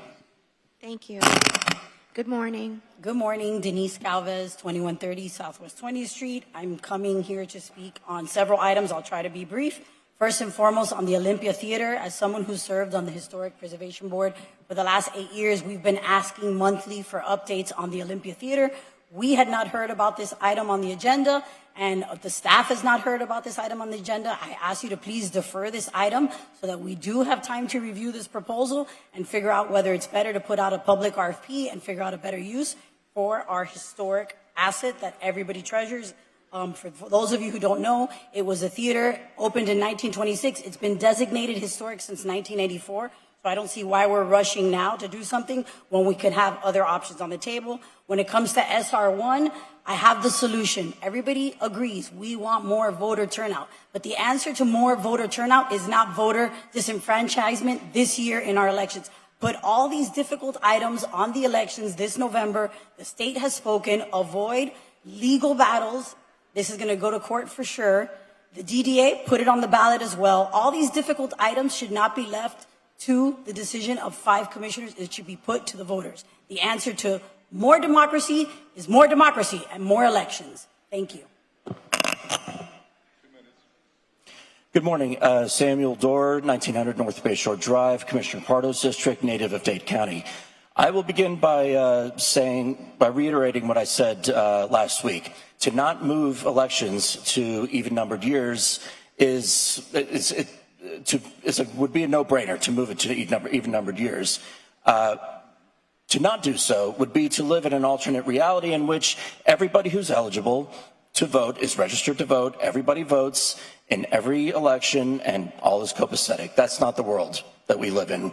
In Florida, we have to re-enroll and vote by mail every general election cycle. This is voter suppression. Our voter turnout is horrendous. In the recent District 4 election, 5,330 people turned out to vote. That is pitiful. I hope we can all agree on that. I know that was a special election, but that's what happens in odd-numbered years. In even-numbered years, turnout would soar. But you don't have to believe me. Last week, former Mayor Mike Davey of Key Biscayne was here. He said that in Key Biscayne, voter turnout soared. Why not do I think it's 28 municipalities in Dade County do this, vote in even-numbered years? Are we so married to our horrendous turnout that we can't do what's right? Open our elections to more constituents in the city of Miami. Whenever I vote early in city elections, tumbleweeds are blowing through at Government Center. Let's do the right thing. Thank you. Thank you. Good morning. Good morning, Commissioners.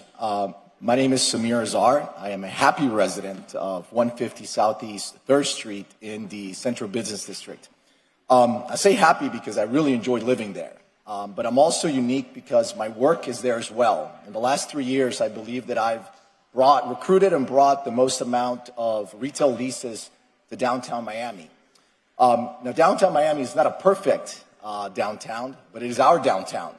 And I come from a place of gratefulness that I can travel the country or the world, and everyone's excited to hear about Miami and everything that's going on. And I hope that you share in that gratefulness as well. And I tell you what, where we are today and where we were 3 years ago, 10 years ago, and 15 years ago is much different. We have great momentum, and just like we trust you, I hope that you also trust the people that you hire and put in place. We are in a great place, and we have great momentum. Let's not go backwards. Let's continue, and let's focus, and thank you for all you do. Thank you so much. Thank you. Good morning. Good morning, Madam Chairwoman, and to everyone who's here today. My name is Brandon Jones. The address on the record, 5120 Northwest 24th Avenue. I want to first start off by saying that true wisdom lies in choosing what makes sense rather than succumbing to the illusion of others' ignorance. I appreciate the opportunity to speak on SR1 as I am in support of, as this change will hold significant and potential a significant change and enhance our civic engagement. So there's 7 reasons that I've noted after listening to everyone who's here today of the significant change that SR1 will have should we choose to go with it. First, it will boost voters' turnout. Secondly, it would enhance representation of all communities by having everyone engage. It promotes civic engagement, reduces election costs, increase voter awareness, strengthen local democracy, and support community stability. I hope you all stand with me in supporting SR1. Thank you. Thank you. Good morning. Good morning, Madam Chair, Mr. Co-Chair, City Commissioners. Welcome, Commissioner Rosado. My name is Terrell Fritz, 111 East Flagler Street, Executive Director of the Flagler Bid, to speak on PH1.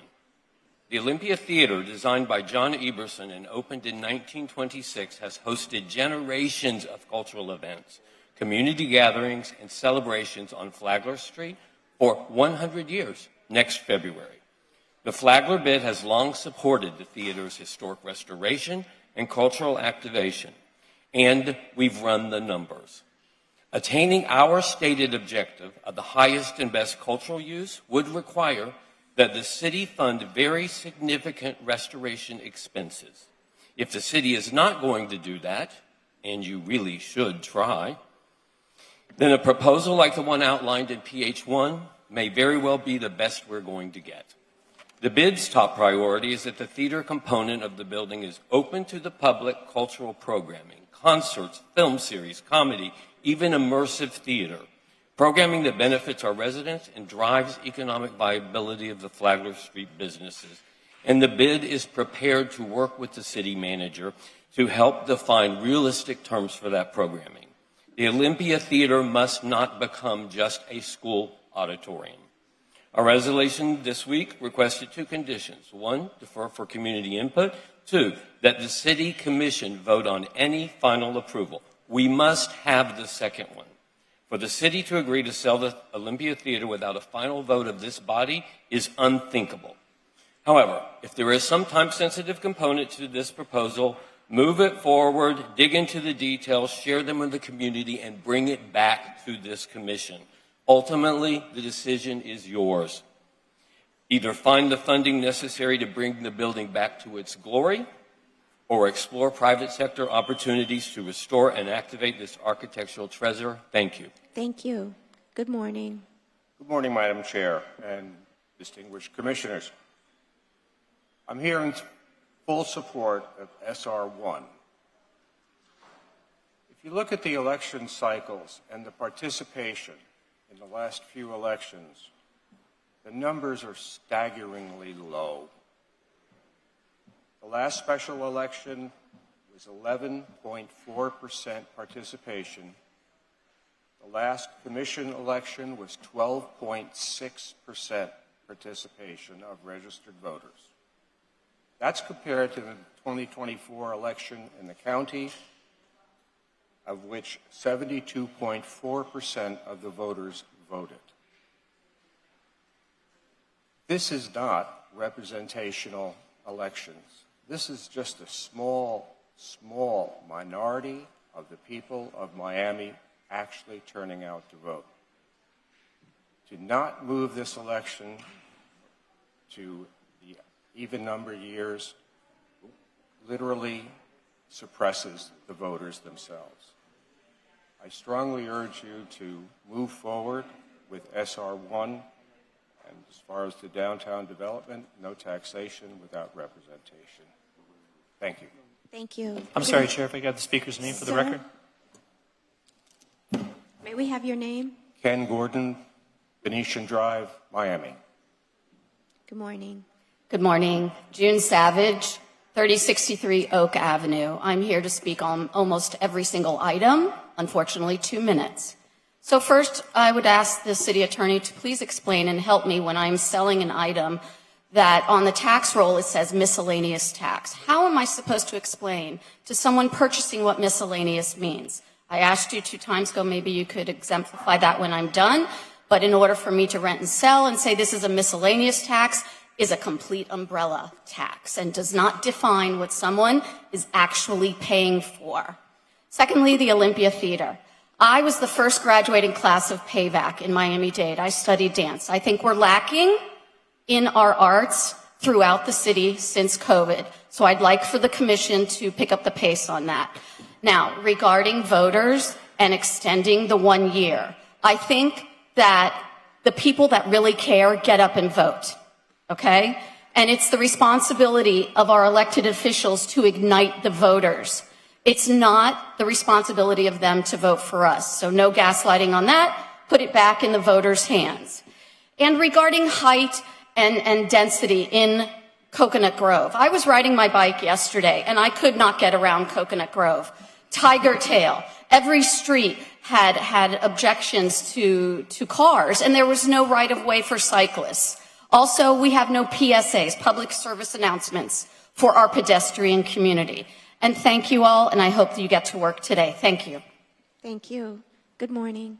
Good morning, commissioners. My name is Kim Hogan. I live at 3187 Lamb Court, and I urge you to oppose PZ6 as written. While TOD is a smart planning tool, this blanket rezoning invites overdevelopment in historic low-scale neighborhoods, threatening community character, affordability, and livability. High density should be focused within a half-mile of transit, similar to other large cities around the country. With medium-rise mixed-use buildings, beyond that, we should allow for gentle density to create gradual transitions. We also risk losing vital tree canopy and permeable ground, increasing urban heat and flooding. A special thank you to Commissioner Carollo who appointed Paul Mann on the zoning board, who stood up for the community and opposed the lot split on Poinciana the other week. Additionally, there was supposed to be adjustments to the language per the last planning and zoning meeting to PZ6, and the community has not yet seen this language as of yet. While PZ6 affects all of Miami, speaking on behalf of many residents in Coconut Grove and District 2 where I live, none of the residents being developed, the current residences, such as at the Well and other locations being developed, are or will be taking public transport. All we have seen to date is an incredible increase in traffic, street closures for construction, and safety hazards on sidewalks that are not meeting ADA requirements.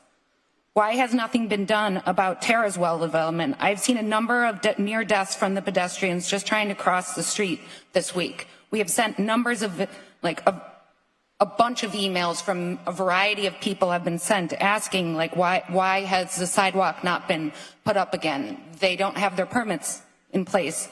And where are the cops controlling traffic in Center Grove or on Bayshore, like I see in Key Biscayne and North Grove? And school isn't even in session right now. It's only going to get worse in the fall and the winter. How can all of these Miami neighborhoods possibly support PZ6? A rezoning of this scale deserves significant community input for all districts. Please vote no to PZ6 and rewrite a more balanced community-driven plan. Thank you. Good morning. Good morning, Chairwoman. Good morning, Commission. My name is Senan Garcia, address 3240 Mary Street. I'm here to speak on a few matters. I'd like to start first with PZ6 and PZ8. I was here a couple of months ago speaking against, or to actually close a loophole that was then PZ8 as far as the bonus height. The reason why is it was a gift that was given and it was improper. And this commission gladly, and I'm happy to report, did the right thing in closing that loophole. But now we have another issue. And Mr. Parrish spoke about this, the Kool-Aid that this city has been drinking. Now, it's not just limited to affordable housing. It's the Kool-Aid of development, overdevelopment, and constant development at the expense of residents and communities. And this PZ6 and PZ8, legislation goes to that very heart of the issue. I am not against development, but I am for responsible development, concerted development that focuses on communities in our areas and not simply destroying our communities at the full expense of just simply lining the coffers of the city. I'm aware of the finances of this city and the past, but that doesn't change the fact that we need to be responsible in that approach. And we should not simply go to overdevelopment just for the simple fact of lining the coffers of the city. We should represent our residents and our communities. Finally, SR1, I do support the movement of the voting. I support lifetime limits, primarily because I like to see new blood. I like to see different people. Nothing against our commissioners, nothing against the work that they have done and the help. And I just mentioned, they did help in one aspect as far as closing that loophole. But it's just to be able to have an opportunity to see new blood. Thank you. Thank you. Good morning. Good morning. Brenda Berencourt, 1430 South 6th Street. And about just a comment about the P6, sometimes residents don't understand or lack information about what we need for transit. We don't qualify for federal tax dollars because we don't have enough people that need to move. And sometimes you might think it is just overtaking neighborhood. It is not. It's about us qualifying for federal tax dollars. If you don't know, read on it. So when you speak about why they're trying to do rezone some areas, it's for a reason. It's not just because developments want to take over. So please read. That will help you to understand. For SR1, I just confused. And I hope that all of you, the 5 commissioners, can explain. So we're going to have term limits for this November election, right?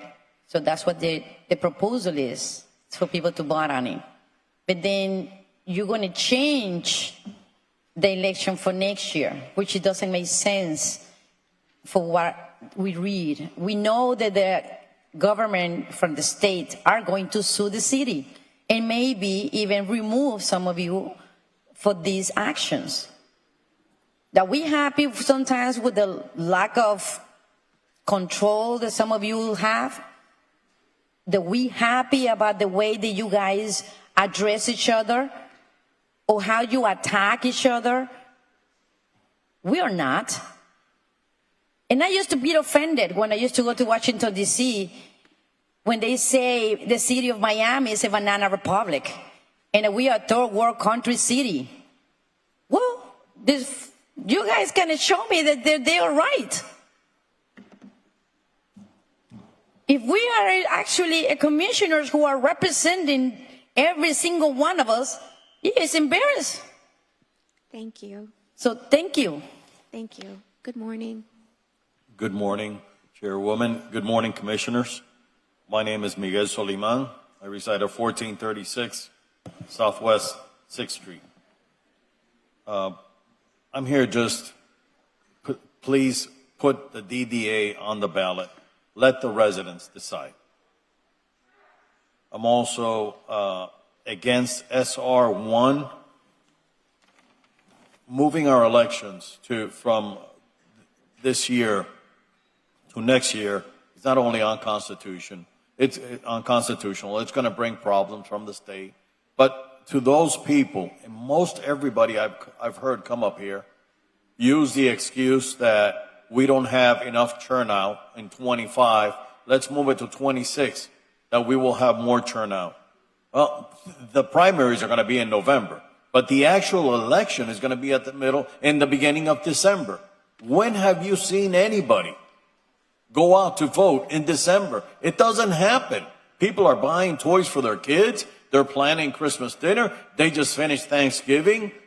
We're not going to have, you think we have a low turnout in 25 in November? Just think of December in 26. Who's going to turn out? Nobody. And last, I'd like to show my support for RE5, adding 300 officers. Commissioner Carollo, I think that's a great idea. And to the chief of police, I don't know what's going on.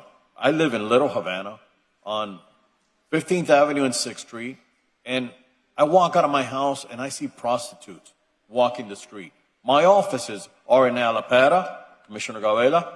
I see prostitutes walking in front of my office. I never used to see that. There's more increased drug activities in both Little Havana and Alapata. What's going on here? Have we laxed off on enforcing our village? Thank you. Thank you very much. Good morning. Good morning, Commissioners. I'm here to speak Alejandro Martinez, 2525 Southwest 3rd Avenue. I'm here representing Brickell Homeowners Association about D17, about the DDA.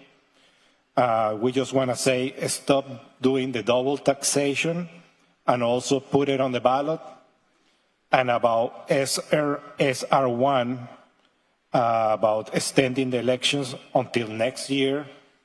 We oppose this and we ask the voters to need to vote for this item. Thank you. Thank you. Good morning. Hi, good morning. My name is Damien Janang, resident of District 2. I'm here to speak against SR1. Commissioner Pardo, I like you. I've seen your policies before. They're good. This isn't a good idea. In 2023, there was a state statute passed by the Florida legislature that says a government body can't change the electorate boundaries no less than 270 days before an election. In principle, this should be the same thing here as applied to moving an election. You shouldn't move an election 120 days out before the election date. I hope you see the relevance. It's unfair to those who already filed to run, disenfranchising many, and it's no different than what Portilla attempted to do to remove a political opponent who sits to your right, which here claims to be attempting the blockage of Carollo family. So one deed is not above the other, and I say that as a friend. And then the last issue is DI7. I think these residents have spoken out pretty loud. They just want to feel heard. Just give them a chance to feel heard. Thank you.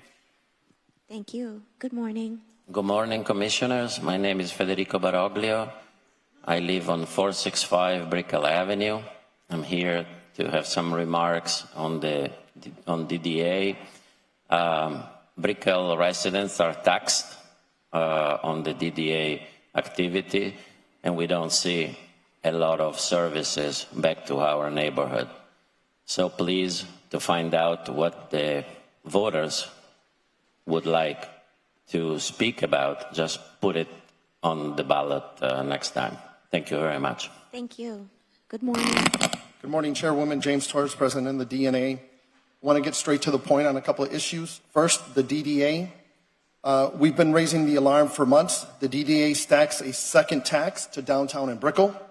A double taxation is not what we've asked for. This agency has existed for 58 years. This was created here at City Hall without any voter representation or out to a vote. What we're kindly asking is that you place the DDA on the ballot and allow the residents to decide if they want to continue paying a double tax. I can guarantee you they're going to tell you probably not. The other issue that we'd like to talk about and address is very simple, is the election grab. To push and to cancel an election and extend terms with a public vote is an attack on democracy. The key word here, Chairwoman King, is democracy. And that's what you stand for because you've talked about it several times before. I'm not singling you out. I'm just raising something because of the way you believe on certain things. So we're kindly asking you, if this election thing is going to move forward, allow the voters to decide, not the commission here today. The other issue is the Olympic Theater. This is a disgrace as to why this was even brought before without an RFP process, without anyone having the opportunity to talk about this, and especially in District 2. It should be addressed because this is a gem. Since 1927, this has been there. This is not for SLAM to take it over. This is not for anybody else. This is a gem that should be addressed and taken care of as best as possible. Thank you. Thank you. Good morning. Morning. My name is Henrietta Schwartz. I live at 2627 South Bayshore Drive. I oppose SR1 as written. I agree with the sentiment but disagree with the process. Run your campaigns and ask the voters if they want you to spend 3 years in office before the next even year election. If you are so sure your work for our community is valued, then put the question to a vote. If you get elected, serve 3 years. Commissioner King, you have the ability to make this happen. You are already the only commissioner with cojones. Sadly, since you are the only woman sitting on the commission. As for PZ 6 and 8, the obfuscation of the reality on the ground is stunning. Brickell was destroyed by the city of Miami with overdevelopment. With the city's participation in rounding up immigrants in our community, we will not have the need for more development. Developers are the only ones getting what they ask for.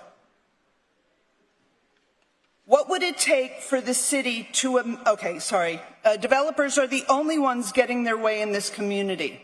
And I ask, what would it take for the city to amend current closures of sidewalks near construction sites? We can't move around the Grove. We can't even walk safely to get here. What are you doing about this? Is my time up? No? Great. You want us to walk to all these metro stations, but we can't do it safely without enforcement or streets designed to promote pedestrian and biker safety. Why have you all sold out to the developers? Thank you. Good morning. Good morning. My name is Luis Herrera, President of Vizcaya Rongone Association. I live in 1181 Southwest 22nd Terrace. I'm here to SR1 and P6, 7, and 8. Number one that I want to ask you, you people, when you go in an election, what do you need? People that vote for you. Now, in this particular thing, the move, the election with the presidents, that's against the charter of the city of Miami.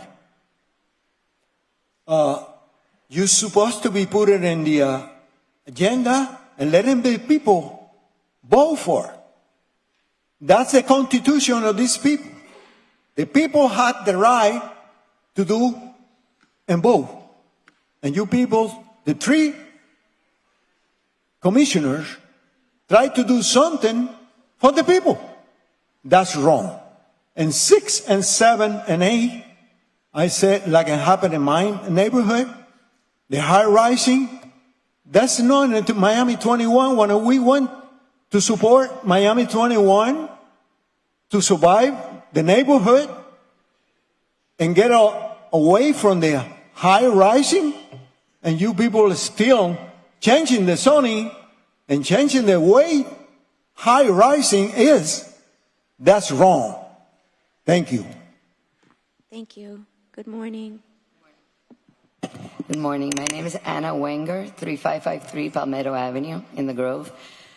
First, I want to say I support SR1. I think it's better voter participation. I don't know about what the gentleman said about December elections. I thought they were November, but just want to say I support it. And number two, PZ6, I oppose it as it's written from somebody living in the Grove.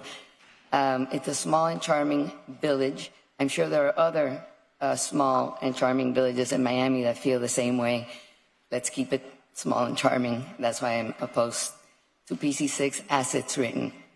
The other thing I wanted to, this is a question, I don't know if you can answer it now or later, but a group of neighbors were getting together to try to send the commissioners some input about another topic that's not on the agenda, the Poinciana. And somebody said to me, don't copy and paste this message on the public input form because they won't read it. It has to be unique. It has to be different from all the other ones. And I thought you were just counting who's for and against issues. Is that true that we're supposed to write something different, or it can be copy and paste? And then the other thing I was going to suggest, Key Biscayne is now arguing about or deciding about their bridges and what's going to be done there. And they sent around a survey monkey asking people, do you want it this way or that way? And I thought that was very useful for input from the people. So I don't know if that's a tool that you guys want to use, but anyway, just a suggestion. Thank you. Thank you. Good morning. Good morning, Chairwoman and City of Miami Commissioners. My name is Yvonne Barrios, and I'm very proud to serve the community as the Chief Operating Officer, Chief Financial Officer, and Board Treasurer of the Miami Downtown Development Authority. I'm here to speak on DI7 and set the record straight about the Miami DDA and the work we do. First, the Miami DDA board is made up of residents and business owners and leaders. Every board member either owns or is associated with a property that pays taxes into the Miami DDA. That said, we believe in expanding residential representation, and we will be opening a seat for nomination soon. Second, we are not proposing a tax increase. Property values have risen from last year, but we're reviewing how we can reduce our millage without impacting services. Join us on July 9th. We will be having a budget workshop open to everybody. Third, transparency matters. All of our meetings are public, in person, via Zoom, and recorded.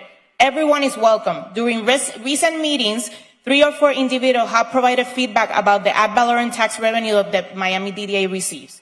We have acknowledged concerns by responding to public record requests, meeting with interested parties, participating in community events, having a fact sheet on our website, and using our social media channels as educational resources.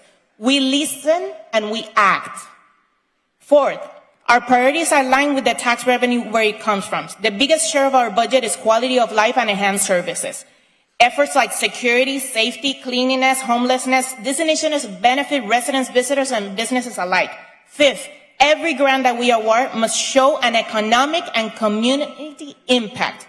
We check. No funding is dispersed with requirements are not met. Accountability is non-negotiable. Evidence of all of this has been sent to each of you, but also to the city clerk to put in the record. The Miami DDA benefits residents and businesses alike. Thank you. Thank you. Thank you. Thank you for having me. Thank you. Good morning. Good morning. My name is Michael A. Hepburn. I reside at 1445 Northwest 14th Terrace. And let me just say, I love my city. I do. Born and raised here. I love Miami. Let me just put that on the record. But it is unfortunate time and time, again, my city does not stand for me. Let me level set a little bit. I'm actually a sports executive, right? But I moonlight as a political scientist. Here in the city of Miami, earlier this month, almost 40,000 residents have now been shifted to inactive status, as in we only have 177,000 people in this city registered to vote, in a city that almost has 500,000 people, okay? But we talk about voter turnout. We like to use these buzzwords, but do people actually understand what they're voting for? We do not have a voter turnout problem in the city of Miami. Actually, we have something called a civic empowerment gap here in the city of Miami. We actually one of the highest in the United States of America. As in, people do not know what they're voting for. People cannot tell you what a judge does. If you ask someone what is the difference between the mayor of the city of Miami and the mayor of Miami-Dade County, I bet you're going to have a whole lot of different questions and answers. Most folks could not even tell you who's their elected officials based upon their address, let alone what a CRA is and all these other acronyms that we use. We have a civics 101 problem in the city of Miami, but we use voter turnout or we saving money for changing elections as buzzwords. Go talk to the 161 black men that was a part of the charter that received voter rights for a day to create this city, but that wasn't voter participation, but we don't talk about that. Let's go talk to none of the majority. Let me rephrase this. We've had 2 public hearings in this city so far for the budget. Less than 5 total residents have attended both, but we don't talk about that as voter participation. For everyone that has came up here and talked about change the selection, but do not understand the value of my 15th Amendment, how dare you? But then again, you have not marched for it, you did not die for it, and you damn sure didn't protest for it, so I understand why you did that. I'm going to get kicked out on this one. And then lastly, for the 6,000 people, the municipal recall. Lord Jesus. Good morning. Good morning. Good morning. Nicole Desiderio, 900 Biscayne.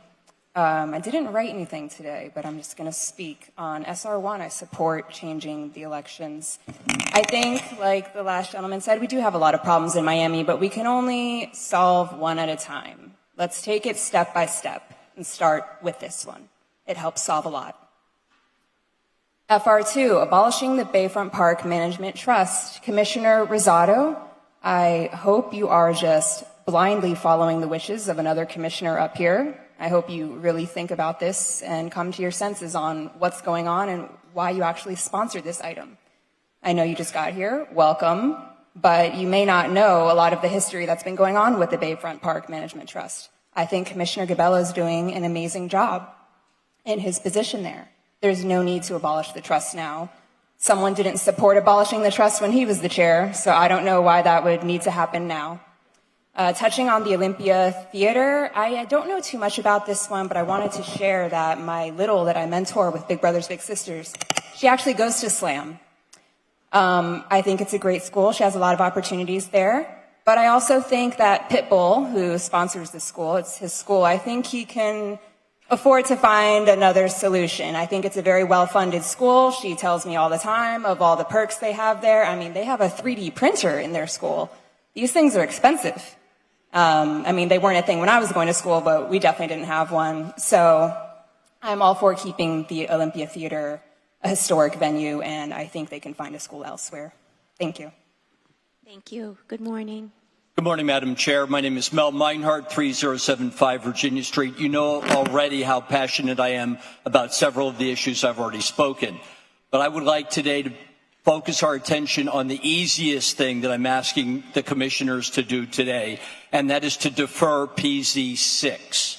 I went to the PZAB meeting last week and saw how radically different the presentation that was made to the PZAB is from the package of material that you and the other commissioners received just a few hours later. I know how pressed for time you and your staffs are to understand the complex regulation, and it is really significant.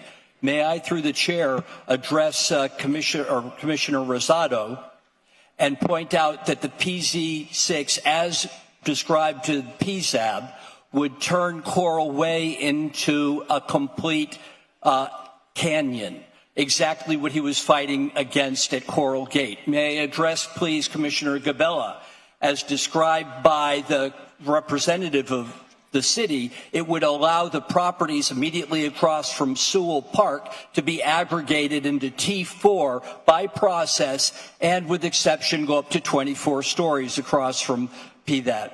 Madam, to yourself, please. It would allow, as described at the PZAB, Lemon Park, the one right there, right, that gem in Little Haiti, to be completely surrounded by buildings that went up to 12, and with exception 24 stories.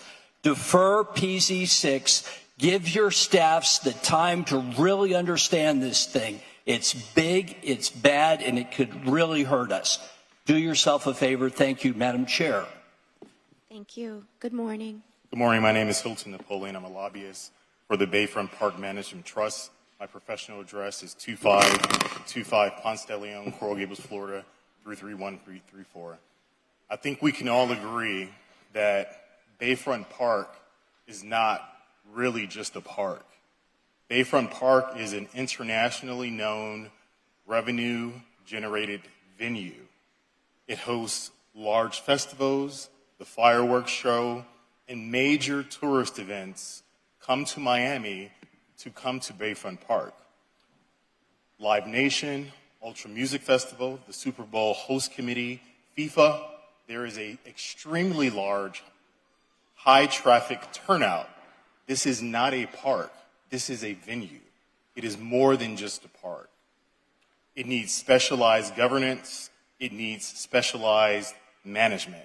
And it is self-sustaining. It generates over $10 million in revenue annually. There's a surplus that's transferred to the general fund, and it needs clear governance. The trust exists simply because the city understands the uniqueness of the park.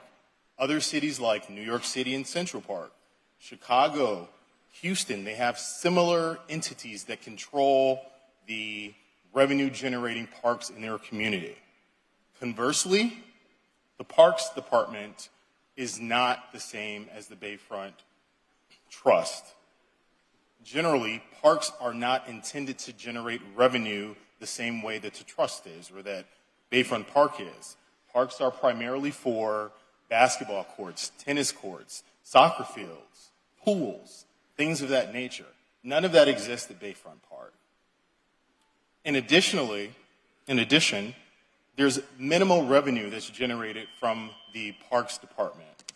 For the 164... Thank you. Thank you. Thank you.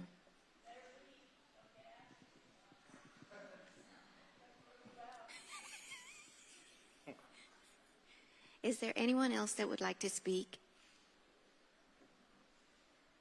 Seeing none, public comment period is now closed. Thank you for your advocacy, as always. At this time, I am going to ask my colleagues if I can have a motion to support pocket item D1. It's an amendment to the first-time homebuyers initiative to allow for homeless individuals to qualify for the first-time homebuyer program. It's an amendment to the initiative. I have no problems with that. The only concern that I have, I don't want to see people that all of a sudden come yesterday, tomorrow, the next week from another state, and they're going to qualify over people that have been our true homeless. How can we work that into this proposal? Well, they're transitioning out of homelessness, so they would have to, and we can do a friendly amendment that they would have to be coming from the Homeless Trust or the Camilla's House or any similar organization that assists homeless persons. And they would be transitioning from homeless, so I would think that they would have, they're not going from homelessness to first-time homeownership because they would have to transition to like apartment. Can you maybe think of a way that we could put a safeguard here to the effect that they would have had to have been individuals that have been homeless in Miami for a certain amount of time or so? I'm just trying to protect our people, and all of a sudden I get different cities across the country sending us they're homeless, so we can take care of them. I agree that they should be there. They should be persons who reside in the city of Miami, and this is for homeless as well as victims of domestic Right, violence. I that we're understand, and including. I have no problem. Madam Chair, I think also we don't want to create all of a sudden restrictions that are limiting the very scope of the population we're trying to help. Right. I mean, both are fair. I see our community development director stepping forward. Madam Chair. Good morning. Victor Turner, Housing Community Development Director. And it's you still have to qualify. You still have to qualify to be a first-time home. You have to have a job. You have to qualify with the bank. So all of those criteria are the same. I don't have an issue amending it to say Miami residents and that they have been Miami residents. Okay, I will be satisfied with that. So, Yeah, Mr. City Attorney, can we? Modify the resolution to indicate that they must be residents of the city of Miami or programs within the city of Miami. Yes. Yeah, we can do that. Wait, Commissioner Cabela wanted to say something.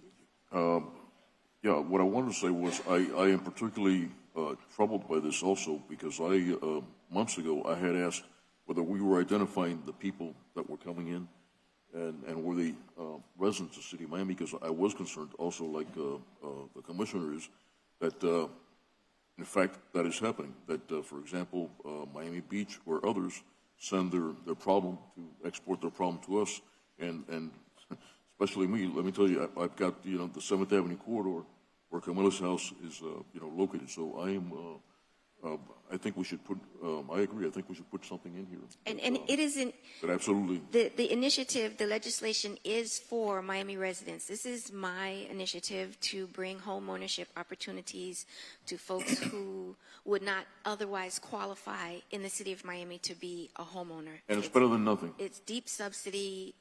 I put together a grant of $3 million to help. The program holds a second mortgage of up to $200,000. This is real affordable housing, but it is intended for Miami residents. So I don't have an issue with that. Yeah, may I speak? Yes, we still are requiring their Miami residents. I think some of the issues that may come up, folks fleeing or maybe homeless, they may not have been here a whole year. And so we're still saying Miami residents, but they may have been here a shorter period of time. And they would still meet all the other criteria, underwriting and everything to become a homeowner. Motion to move. Second. All in favor? Aye. Thank you. As amended? As amended. Gentlemen, are there any items from the CA items that you would like to pull for discussion? CA 1, 2, or 3? Move. Second. All in favor? Aye. Aye. Motion carries unanimously. Of our public hearing items, PH3 has been deferred to July 10th. Are there any of the remaining items, PH1 or PH1. PH1 pull for discussion? Yes. PH2, does anybody want to pull PH2 for discussion? May I have a motion for PH2? So moved. Second. I have a motion and a second. All in favor? Aye. Aye. Motion carries. Would we like to discuss PH1 now or move further along the agenda? We could if you like.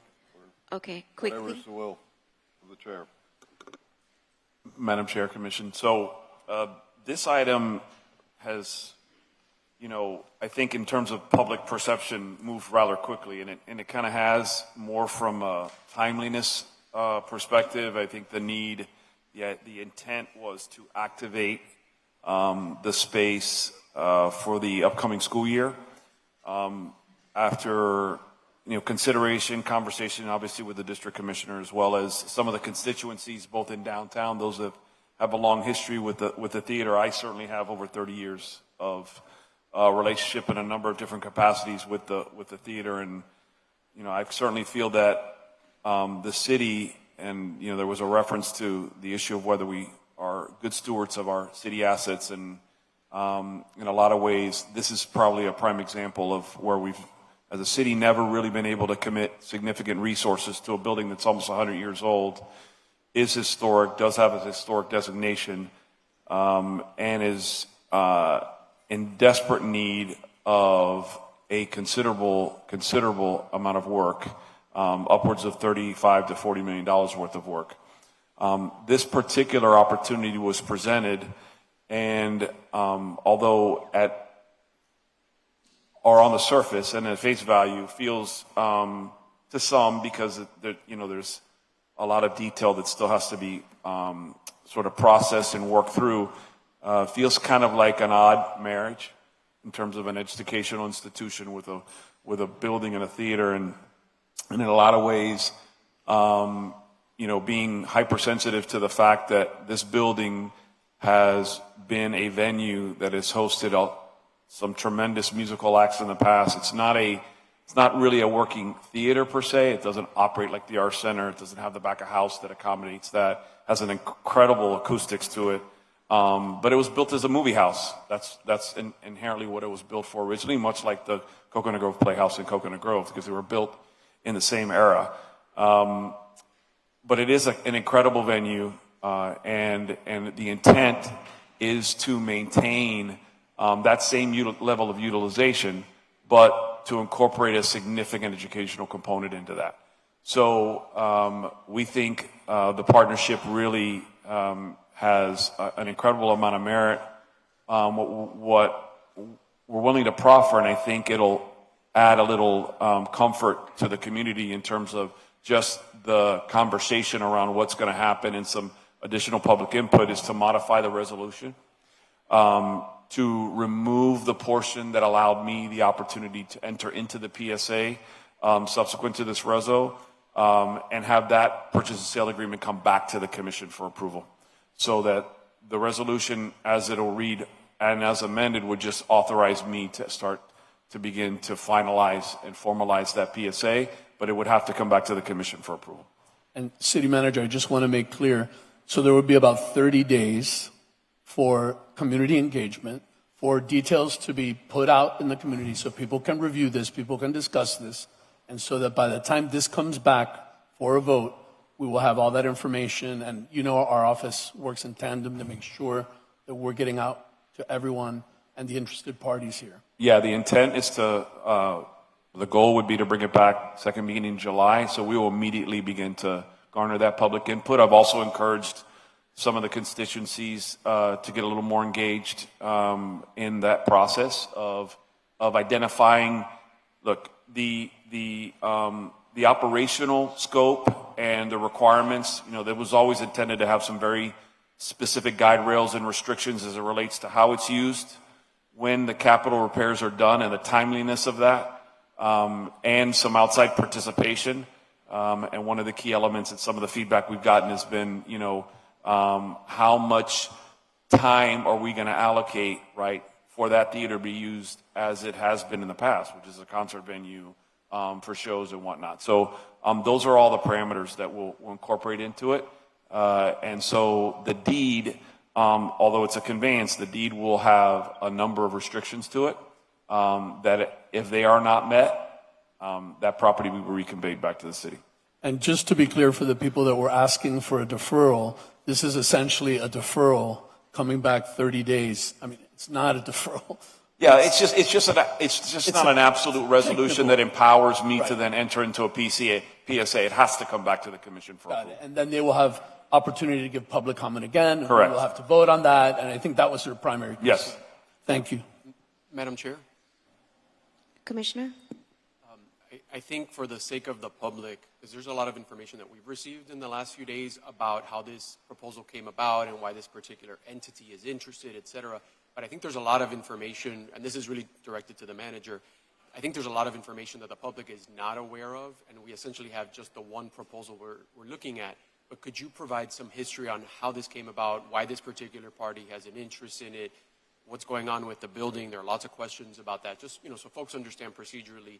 One of the things that I learned as part of the briefing for this item the other day, because it was new to me as well, is that we really have some issues with our procurement code that I'd love to work with the administration on and sponsor something for a future meeting that's not too far into the future, but we hamstring ourselves in terms of our own processes, and I think it's important for the public to understand that. So there's been questions about why wasn't this put out competitively, and et cetera, et cetera, et cetera. Could you address the kinds of things that we've seen both in the newspapers and just comments that folks are interested in?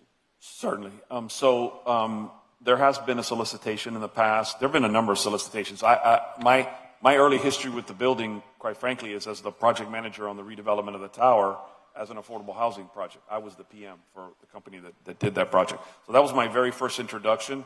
That was part of a solicitation. It was done as a tax credit deal. That affordability period expired, which is inherently why the city got back the tower portion. I also managed that asset for 20 years almost 20 years as head of the Miami Parking Authority. Over the years, there have been a lot of different levels of interest. I mean, at some point, it was transferred to a nonprofit under Mayor Regalado's tenure as mayor to a nonprofit that was headed by Germán Echeverria, who unfortunately passed away within a year of taking stewardship of it, and that entire I think strategy sort of fell apart. And so it's had a lot of failed stops and starts in terms of how to manage this thing long term. Unfortunately, the city's never had the resources to maintain this building. It will never have the resources, and it needs a good steward. And ultimately, I think, the totality of this opportunity will be a incredible public benefit, I think, just in general, when we really get to the finish line on this. And I think, once we get additional public input, we incorporate a lot of that input into what is, in essence, the final deal. I think it'll make a lot of sense. Speaking to Commissioner Rosado's, comment about the code and the procurement process, we really are hamstrung because the code really doesn't provide a lot of flexibility. That if you don't get multiple proposals, you're really limited in terms of how you move forward. One of the things, as a result, we've had this issue in Commissioner Carollo's district with the disposition of property. We get one proposal, but we can't move forward, right? And so, one of the things we will be working on, is some charter language and modifications, with all of your guidance to allow a little more flexibility to that, empower the commission a little more to make some of these decisions, in case we do not have a robust level of interest in a particular transaction or disposition. So we're going to move in that direction anyway. And I think, history has been a pretty good reflection of that change and what's required of that change. This particular opportunity, I think, is one that we haven't seen yet. Most of the other opportunities that have been presented, and like I've talked to in the last, even just my tenure here as manager, probably at least 4 or 5 organizations. But in the end, the one impediment is the resources required to do the renovation. And a lot of people want the opportunity. They'd love to have the opportunity to reactivate the space the way it should be activated. But nobody has really had the resources to do that. I think now we have an opportunity to accomplish that and continue to do some of the things we really want to do as a community and bring other partnerships involved down the road into this as well. So I think once we bring back this agreement as a purchase and sale agreement as modified and having gotten some additional public input, I think, and I'm hopeful that the commission will see this opportunity as a good one. I have a concern. Their proposed partnerships. One is with Miami-Dade College, but that hasn't been established. That's a I don't want, for example, this proposal to look pretty because you add in partners, but then they're really not partners. I would like a little more information on that. I'd like those kinds of details to be solidified. Miami-Dade College would be interested in being a partner, but I don't want to see where, to make this proposal enticing, that we use a storied institution like Miami-Dade College, but then once everything is completed, that's not really the case. So that is my concern, and I do need to feel like the community has had some input, as well as where's the family on this position, because I know there was some issues between the city and the family over this property. Yeah, so there's two critical parts, both of those you just highlighted. The Miami-Dade College participation, I absolutely committed this because this really was central to the mayor's concern with this as well, is that their role needed to be defined and codified. So this transaction will not occur unless there is an absolute involvement from Miami-Dade College, but also in the form of an agreement that both parties agree to. That's number one. Number two, this entire transaction is contingent upon a settlement of the litigation with the Gusman family. Those conversations have already begun. There are assurances that we have a path forward on that, but that's also contingent on the transfer. That settlement needs to be reached, and the litigation needs to be released as well. So those are all contingent issues that'll happen prior to that. Commissioner Rosado? I do. Thank you for that question. I was going to ask the same thing because Miami-Dade College is obviously a very important partner, but it is a little bit murky as to what their role is, and it should be an important one given their location and their prominence in the community.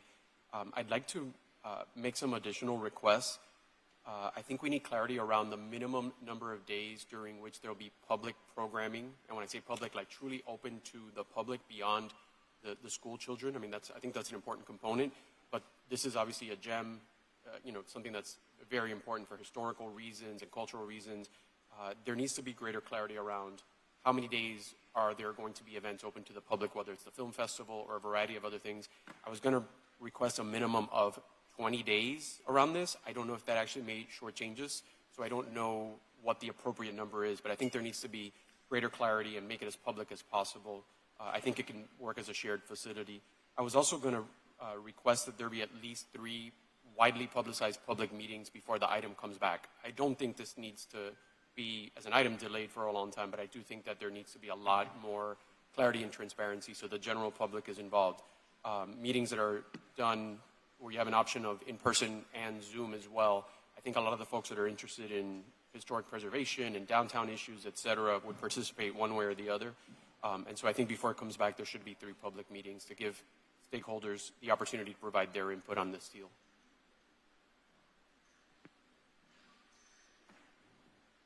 Madam Chair. Mr. Vice Chair. Let me begin by addressing one of the statements that the manager made on the city not having the funds to do the upkeep. Any city in America would love to have a jewel like the Olympia Theater. And the condition it's in is not because of a lack of funding of the city. It's because of a lack of will to provide the funding that we have had. And what am I talking about? You've been here, Mr. Manager, for approximately 5.5 years. During that time, I've seen more money be blown away because there was surplus. We had a grab bag. Everybody stuck their hands and gave money here, gave money there. No mention ever, hey, we got to start putting money aside each fiscal year, because if you would have made sure that we would have put money aside since the moment you got here, we would have had more than enough today to take care of anything that we needed to in the Olympia Theater. I'm just thinking right now of this fiscal year, $5 million that we gave to the underline, which is great. But it's money that I think if we were to choose, we would have said, put it in the Olympia Theater. And why do we give that money away? Because it was surplus. We had surplus money, I was told. And I could go on and on and on. So that's the first problem that I have, but here we are today. Now, these are some of the questions that I have before I could go forward. And the people involved in this, I know all the individuals. They're fine, outstanding individuals. Everything that they've touched, they have made a success. So that's a very good sign to me. And they have the financial pockets to accomplish it. But nevertheless, I'm surprised that no one from that group ever gave me a call to speak to me.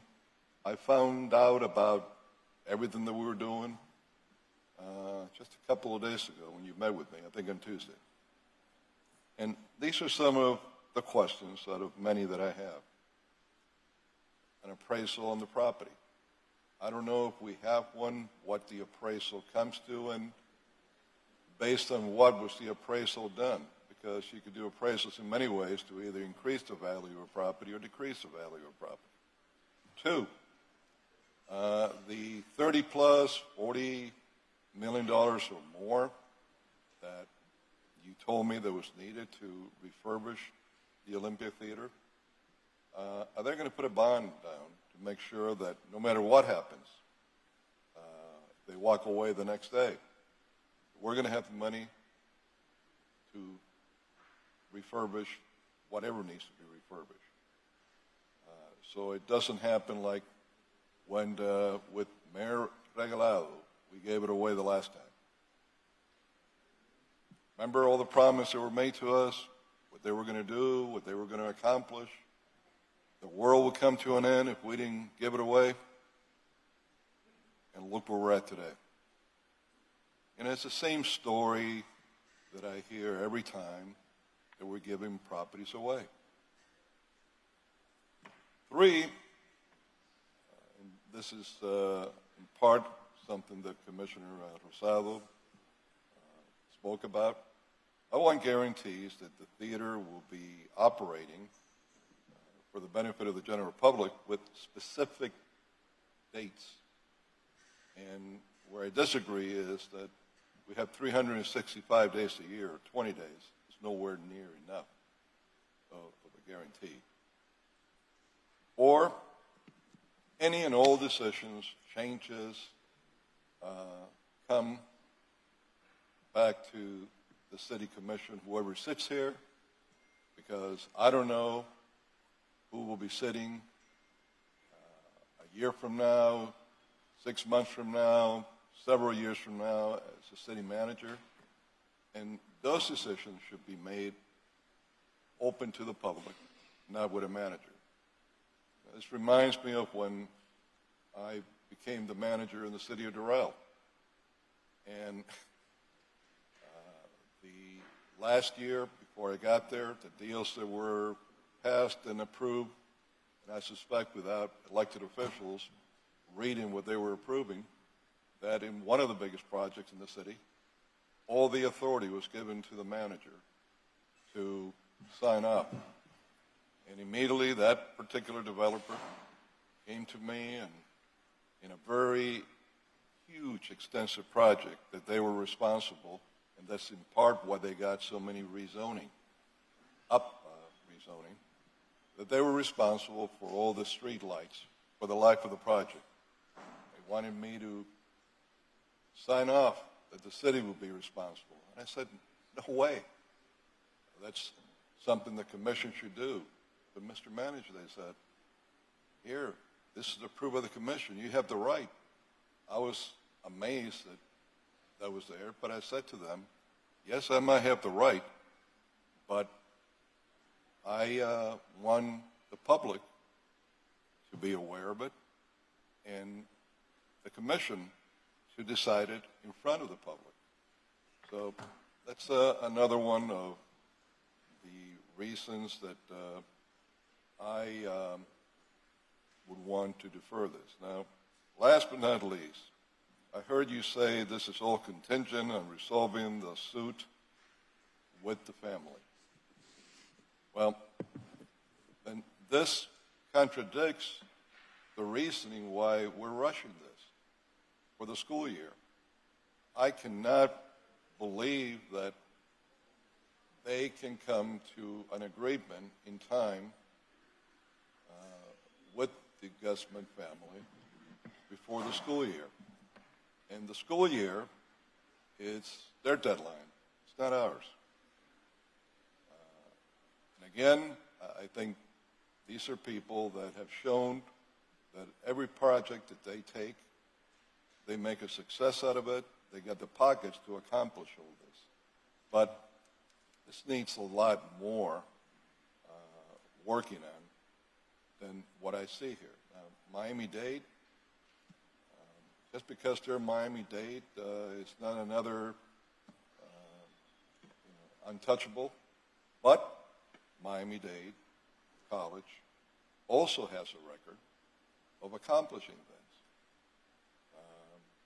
And in this case, unlike a past history with the city, that we were putting the money, if they come in, I'm sure they would do a fine job, but we have to have the guarantees, unlike one of our last deals with them, that they're actually going to be putting the monies to refurbish, keep the upkeep, along with whatever other partners they would have, to make sure that this will succeed. Lastly, I want to know why, at this point in time, does the city of Miami have to give the Olympia Theater away? Why can't we come with any other idea to maintain it? If we've been talking about so many bond issues, well, the amounts of dollars that I've been hearing in bond issues, $30 to $40 million, won't even be 10% of the amounts in bond issue that I've been hearing about. I don't know why we have to give it away. Now, one of the faults that we have as a city, and this goes not just for U.S. manager, but prior managers. Things like the Olympia Theater, it takes too much time, it's not on the radar, so let's just let it go. They don't worry about bringing real professionals to run it, for it to be run in a professional manner with people that have the expertise. So you get individuals, like in the building department, Mr. Manager, that don't even have the experience of having a certificate to build Legos. And you get individuals in the same area of managing our key facilities like this that it's an automatic pilot. They don't have the experience, they don't care, and the facilities that we do have that more or less are successful, it's because they would have been successful no matter whom you would have had there. And if the price is low enough in a lot of these facilities, and each year we have less in Miami and greater Miami, you'll have people lining up for it. So these are my points. I think the key statement that Commissioner Rosado made, of having at least 3 public hearings on this, it's important. This doesn't have to take months and months and months or years, like many things that happen in the city. But we need to give it in a small, fair amount of time, because otherwise, the stink that it's going to have, no matter how good it is going to overcome anything that we do. That's my opinion. Madam Chair? Commissioner Cabello? Yeah, I am also concerned as Commissioner Rosado. I have been briefed on the issue, however. There is nothing happening there. But I also agree there's a lot of questions that need to be asked. And maybe I think I'm going to ask to be briefed again on the subject. I did speak to these people. They came in my office. They told me what they were going to do. You should note that there also is a reversal clause in the contract, per the contract. I understand. Is that right, Art, that there's a reversal clause? Yeah, the contract hasn't been finalized, but the intent is for it to have a reverter, correct? But at the end of the day, I think what we're saying is that I think we need to defer this and have further clarification, that's all. Is there, no one came to brief me on this except administration, the individuals. I didn't get a briefing on it, but if it's the will of the body, do I have a motion? For what? Deferral. Motion, there's some, yeah. Second. All in favor? Aye. Aye. Aye. Motion carries. And that is to what meeting? To, Can I bring a second friendly motion that Well, Chair has? my apologies, Commissioner Correo. I'm sorry, there's just a motion on the floor right now to defer right, till PH1. when? So I was the motion maker. I suggest maybe not next meeting, but the meeting after that, Yeah. so we all are briefed. Second meeting in July? Yes. July 24th. If I may, Chair, what I'd like to do is to be able to have the 3 public hearings that Commissioner Rosado alluded to. I think that would be important. I just don't know if you'll be able to properly do them in time. You have about a month and, I don't know, a few days left. If you think that you do 3 I public think meetings during that time, I think if we set the deferral to come back for the second meeting in July, we'll make every effort to have those 3 meetings. If for some reason we can't, we'll report that back, and if you feel like we need more time, we'll get more time. And we're happy to help. I think that's fair enough. All right, so That's right. it did pass, though, Madam to Chair, July 24th. Could I ask a point of clarification? So when it comes back at the second meeting in July, at that point, would it also include the PSA, or we're still breaking it up? That would be the goal. That would be the goal, to bring everything back in July. And thank you, Chair. Passed unanimously to defer PH1 to July 24th. Thank you. Correct. Now, gentlemen, are there any items, RE items that you would like to pull for discussion? RE3 having been deferred to the July 10th meeting, RE7 having been deferred to the July 10th meeting. Are there any items that you would like to pull, any other items that you would like to pull for discussion? RE1? I'd like to pull, which is my item, but I think we need to discuss it, not just pass it like this, RE5. And just briefly, just for the record, Commissioner Rosado will be co-sponsoring RE5 and RE6 for the record. Commissioner, you want to pull RE5? Yeah, and RE6, so we could get some questions answered, hopefully. Any other items you would like to pull from the REs? No, ma'am, I'm good. Commissioner Pardo? Commissioner Rosado? I do. I would like to pull RE4. RE4. Okay. All right. So may I have a motion for RE1 and RE2? Motion. Second. I have a motion and a second. All in favor for Aye. RE1 and RE2? Aye. Aye. Okay. Chair, we're past noon right now, and I think we have some CRA items that need to be taken care of. Can we break now, do the CRA items, and then come back in the afternoon for the remaining agenda? Will of the body? I mean, I'd rather move as much as we can of the agenda. Until I what? agree. What time? Until what time? 12:30, Go till 12:30, and then take the CRAs? and then take the CRAs. I'd like to at least get through the second readings. Okay. A lot of people are here. We have pulled for discussion RE4, 5, and 6.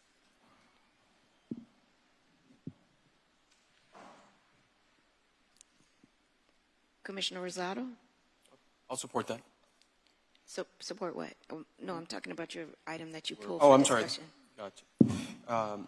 Yes, so I pulled the item, not because of the overall budget, but rather because of the contingency line item, which is, it's substantial. It's a little bit over $1.86 million, and I wonder if we can have more specificity to what that would be. Like, it makes me a little bit uncomfortable that we have a lobbyist here being paid for by city dollars to lobby the city commission. So could we define the contingency line item in such a way that there's a lot more specificity to it? If we can do that in a way that's acceptable. Commissioner Rosado, excuse me. Well, hold on, Commissioner. Let him finish, and then through me. Okay. Go ahead, Commissioner. That was essentially it. It just seems like that's a very large contingency. It needs to be much more specific in terms of what those dollars can and will be used for. Commissioner Gabella? Yeah, if you're referring to the lobbyists on the acting on behalf of Bayfront Trust, you should know that that was paid for by the Bayfront Trust funds and not the City of Miami. Just wanted to put that on the record. Chair? Vice Chair? Yeah, the problem is that those funds are the City of Miami funds. And never in my life, since I've been here, have I seen that the Bayfront Park Trust has to hire a lobbyist. In fact, in the special Bayfront Park Trust meeting that it seems that every week now, there is one, and it's all basically for the same thing. How to weaponize, truly weaponize, not just a word, a Bayfront Park Trust to come at me. One, it might have cost $2 million or more. And why do they have that money? Because a fool like me worked his heart out to make sure the contracts would be written, that I would find all kinds of new revenue. I worked my heart out in making those parks something for this city, South Florida, the world to be proud of, to the point that it became, in the #1 app that we have, the #1 part that was shown. Well, Mr. Ortiz, do we have the video that I wanted to show? And while I speak, I do want to show one video, Chair, at some point in here, the minute they put it in, that it's not me speaking. It's former Commissioner Manolo Reyes that's speaking. And I think it's important that we all hear this video that hasn't been put out before. Why, I don't know, but it should have been. But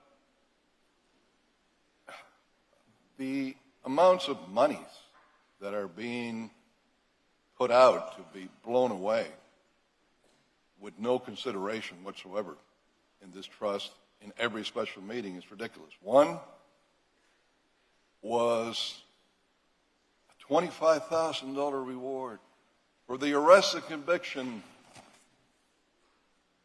of anybody that could provide proof to have someone arrested or convicted of any wrongdoing. Well, I guess it must be a wrongdoing now to have brought the trust millions of dollars a year in recurring revenue and other amounts that were one-time dollars. The gentleman that was the attorney that came before us as the lobbyist for the trust, on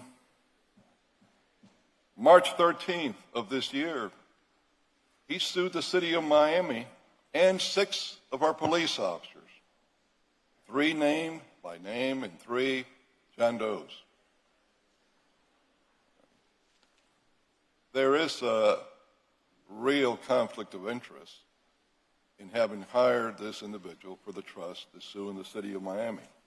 Not to mention that on June 20th, 2025, he sent a letter to the city manager, the city attorney, and yours truly, threatening to sue the city of Miami on behalf of Mr. Gavela as his personal attorney. Don't know who's paying him for that, but I'm sure Mr. Gavela is not paying for it. And it's like this. We've had 30+ thousands of dollars of damage to the new fountain because nobody was supervising what they needed to have been supervising for a major event. And what was the outcome of it at the time?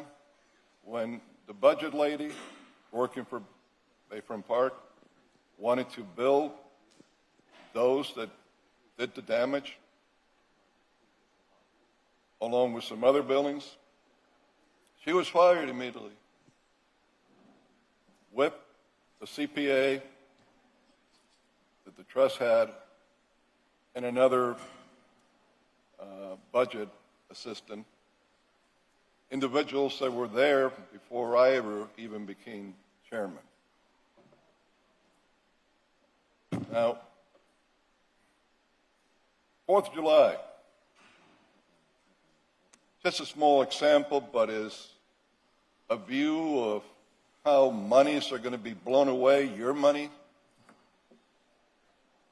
Your money is that the guy that they're trying to hang by the highest tree in news brought to Bayfront Park Trust that should all be coming to the general fund in the future. 4th of July, we always did that internally. The cost to us was approximately $75,000 per year. And we brought huge entertainment. We brought it to the point that 50, 60,000 or more people were coming for the 4th of July celebrations when we didn't have anywhere near that amount in the past.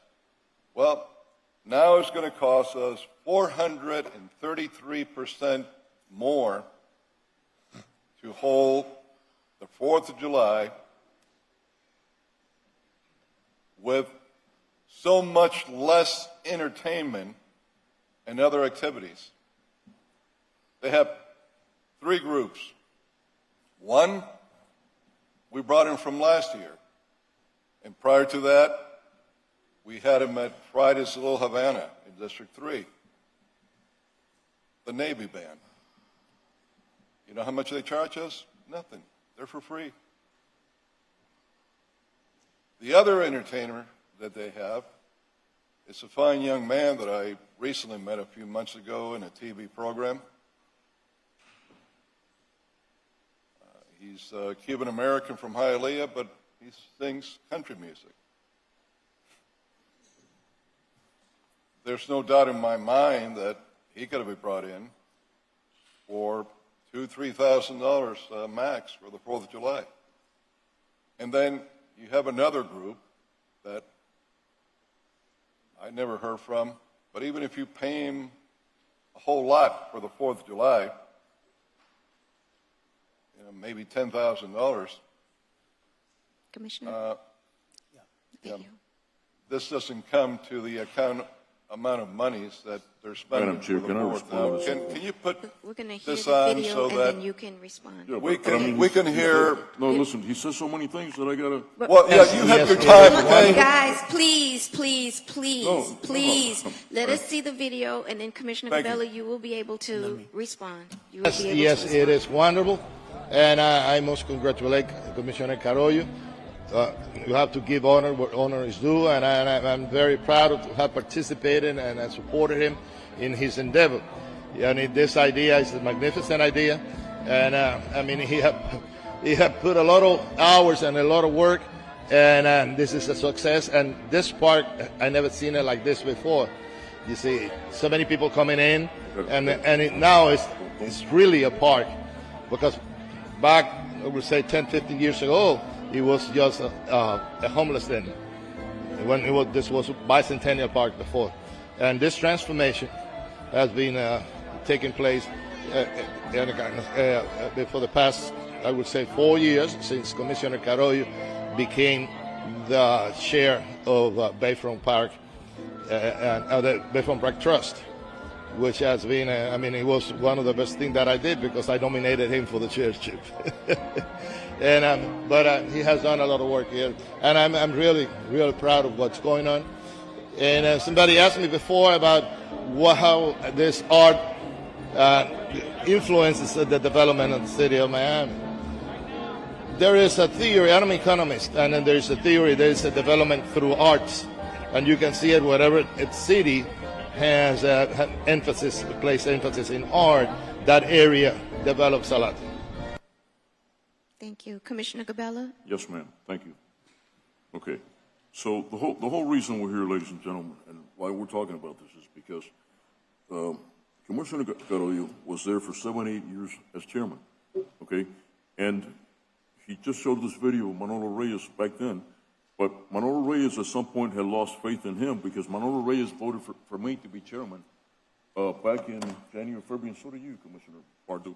So while everything might have been good back then, apparently at some point he lost faith in what was going on there with Commissioner Carollo.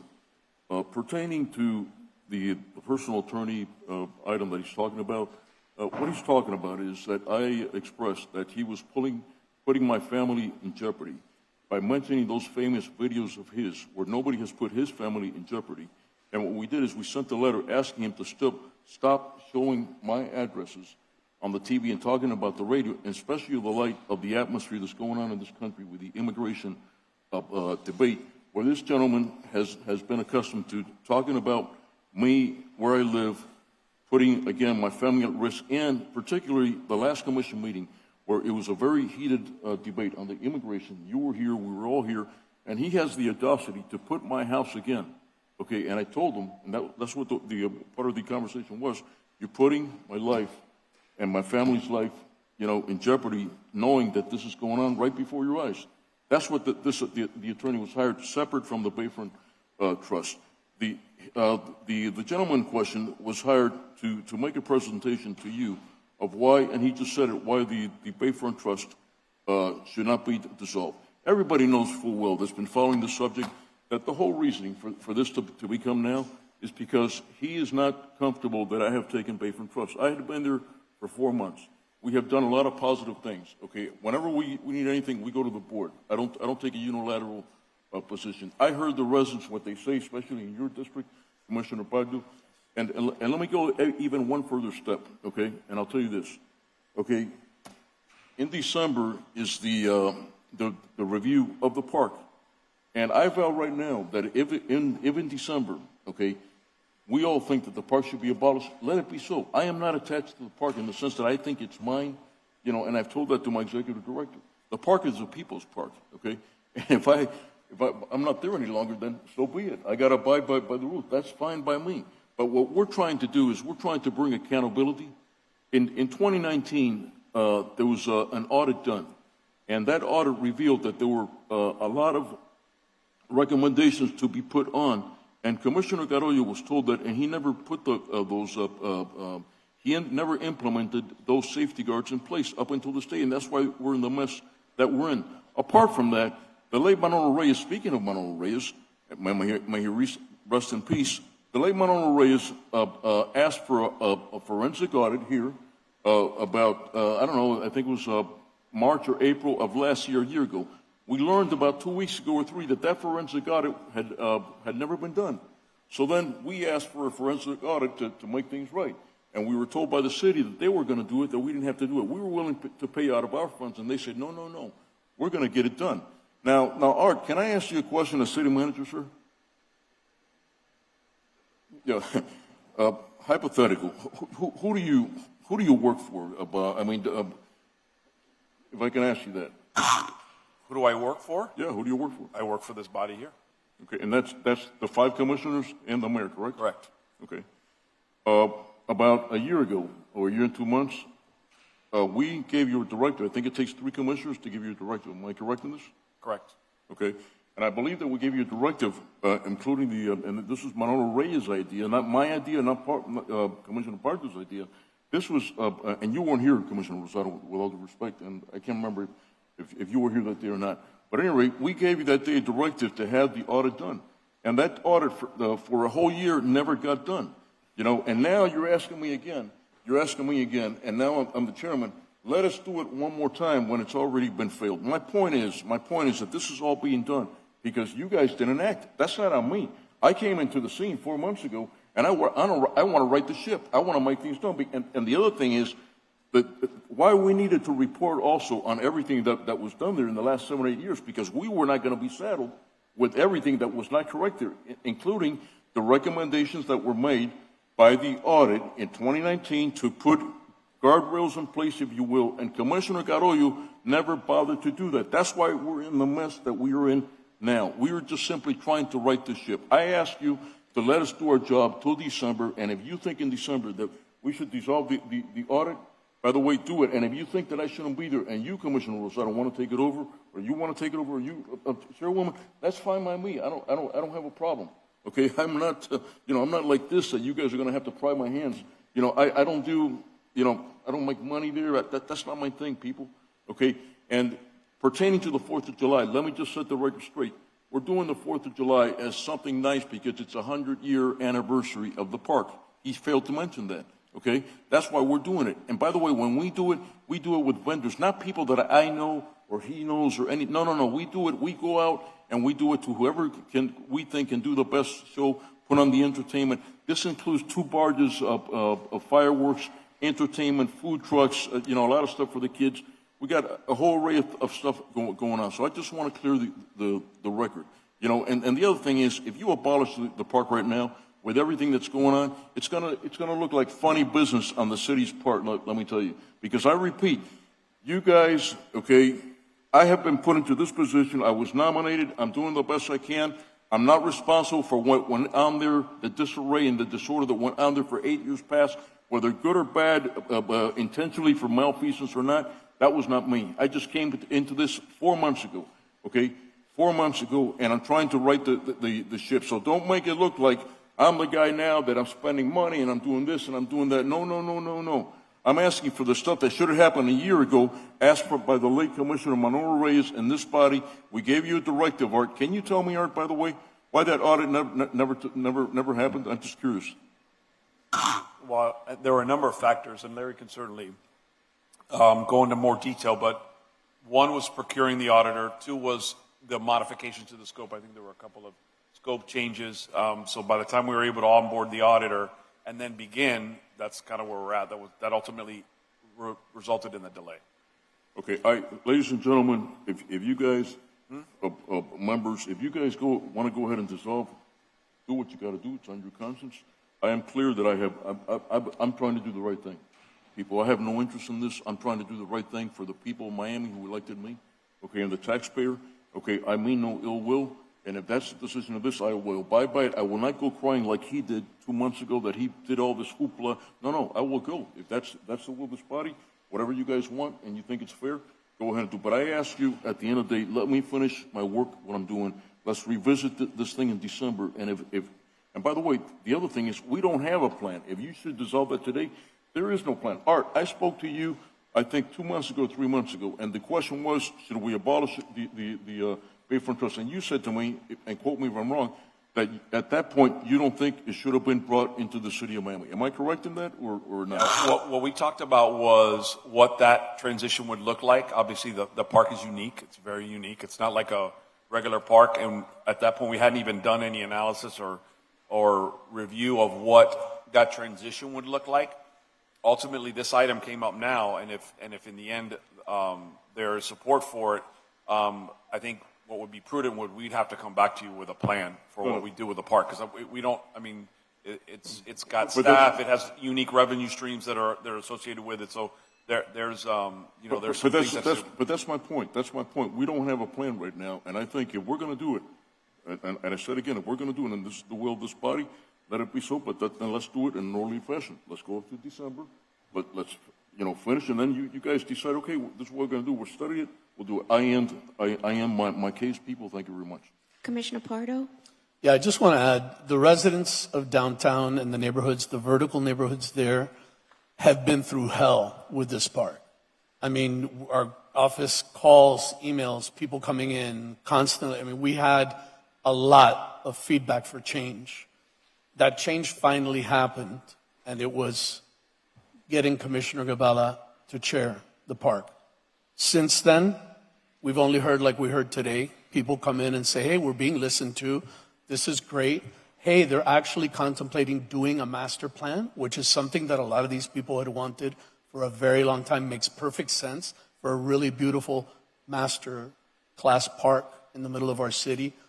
And the last thing, and I completely agree, was that the money that is there at Bayfront Park Trust should not go to the general fund.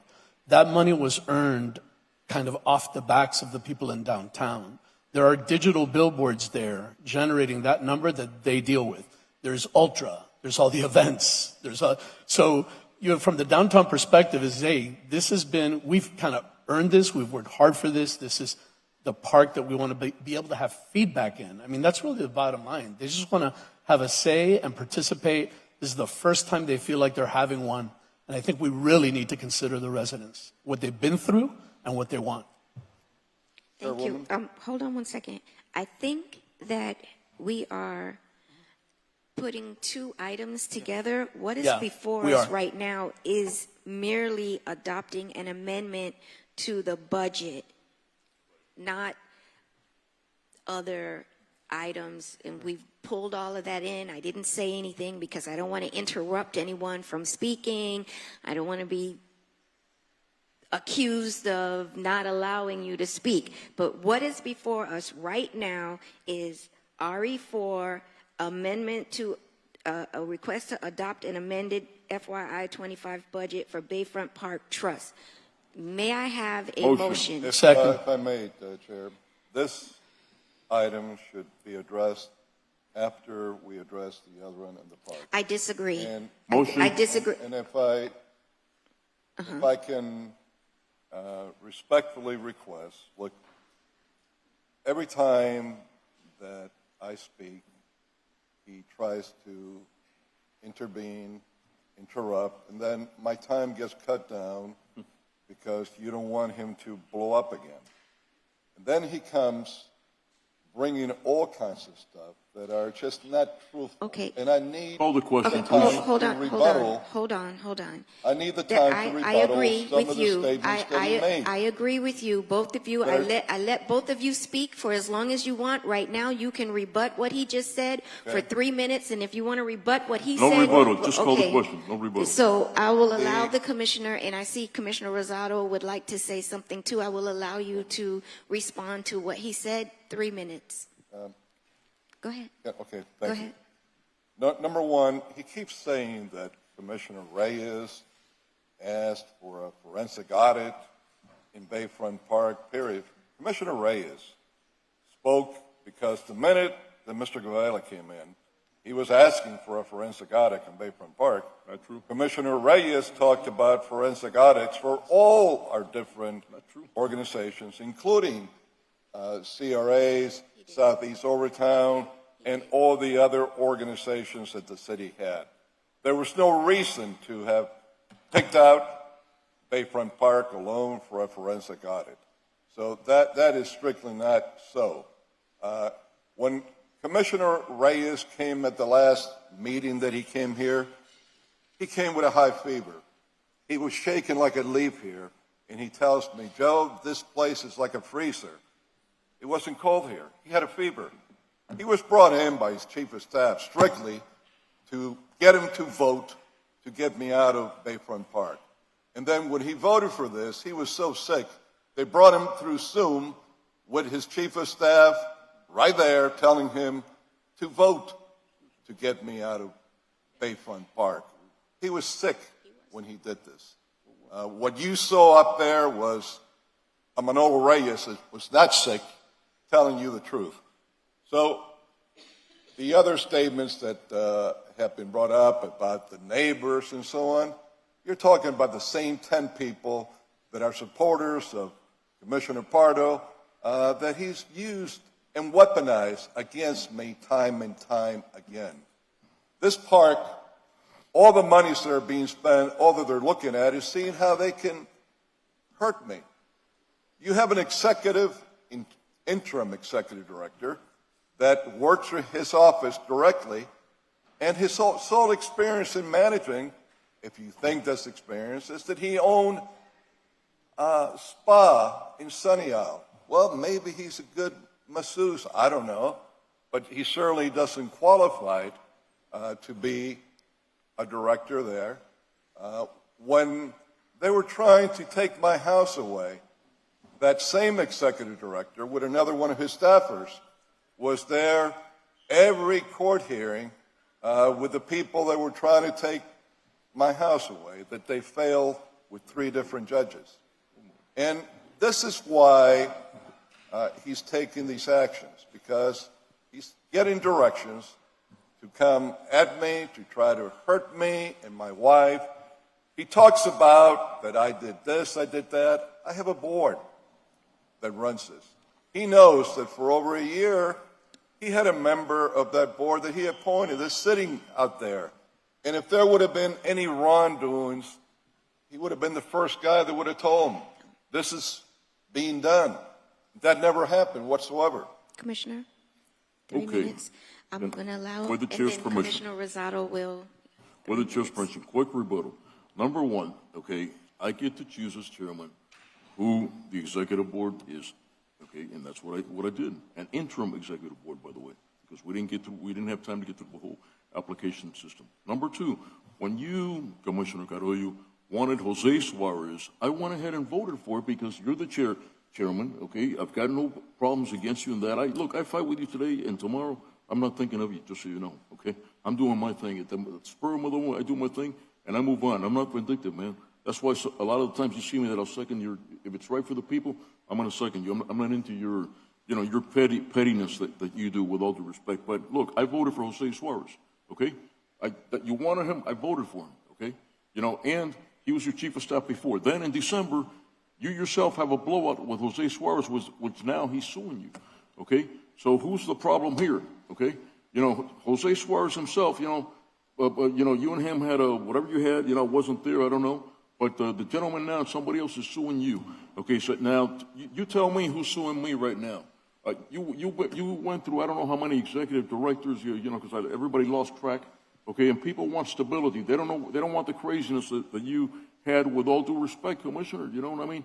And if you're on a board and I got to vote and you present, I'm going to vote for who you think should be your executive director. That's what that entity requires. So you're just, I'll end it there. That's it. I'm done. Commissioner Rosado? Sure. I just wanted to remind everybody that the reason I pulled this off was specifically because I found the contingency item so large and was wondering if we could be much more specific about how that approximately $1.86 million would be used. It wasn't to get into a more protracted discussion than that. I know we can have that later, but could we have some more clarity? Because right now I'm not comfortable voting on it. I think we should bring the executive director or the up here and let him explain the. There he is. Could you explain, sir? Is this on? Good afternoon, Raul Miro, Interim Executive Director for Bayfront Park Trust. What was the question?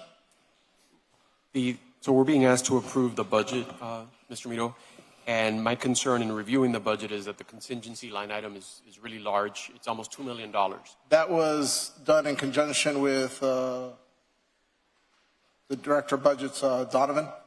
So we moved, he wanted that line item in there with that amount. I mean, could we have clarity as to what could potentially be considered a contingency? That's my concern is that there's the contingency could be if we go over payroll, we go over certain capital improvements, equipment that needs to be purchased in the park. So that's what that's for. That's nothing to do with professional fees or anything like that.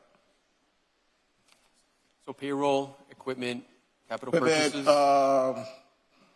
I need to buy extra trees or, stuff like that. Improvement stuff to improve the park. That's what it's for. And what is, I'm sorry, I'm out of turn. Yes. Go ahead, Commissioner Pardo. I was just curious, what's the total revenue? I don't have it in front of me. Okay. Does anybody have I don't have that. I don't have that paper in front of me.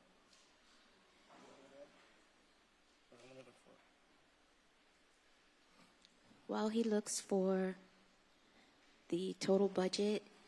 I did speak to the city attorney, and he did,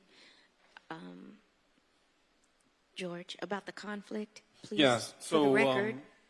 So when we spoke with Mr. Napoleon prior to his presentation, and we were just curious how there is not a conflict of interest, because you may recall in a previous meeting we settled a case involving Mr. Hilton Napoleon where he sued us for civil rights violations, and he has a current case pending where he is litigating against the city of Miami and 6 of its officers. And we ultimately, the conflict needs to be resolved by Mr. Napoleon with the Florida Bar. I can't prevent him from speaking, but I think it's important that the commission knows that you're paying for somebody who's suing us, essentially. Can I speak to that? You know what? News to me, by the way. News to me. And we will deal with it. If that is a problem, we will go ahead and deal with it like we have with many attorneys here that represent both sides of the aisle, and I have protested. I've been guilty of that. So we will go ahead and deal with it. And if that is the case, then we'll do whatever it takes to make it right. Not a problem. Thank you. Commissioner, total revenue is, if I'm reading this correctly, over 29 million? 29 million. Okay, that kind of makes sense. I mean, contingency could be 5%. Just if they directed you to do that, that might be a standard that they use. That's not accurate. In the amounts that they're talking about are amounts that we have in reserves.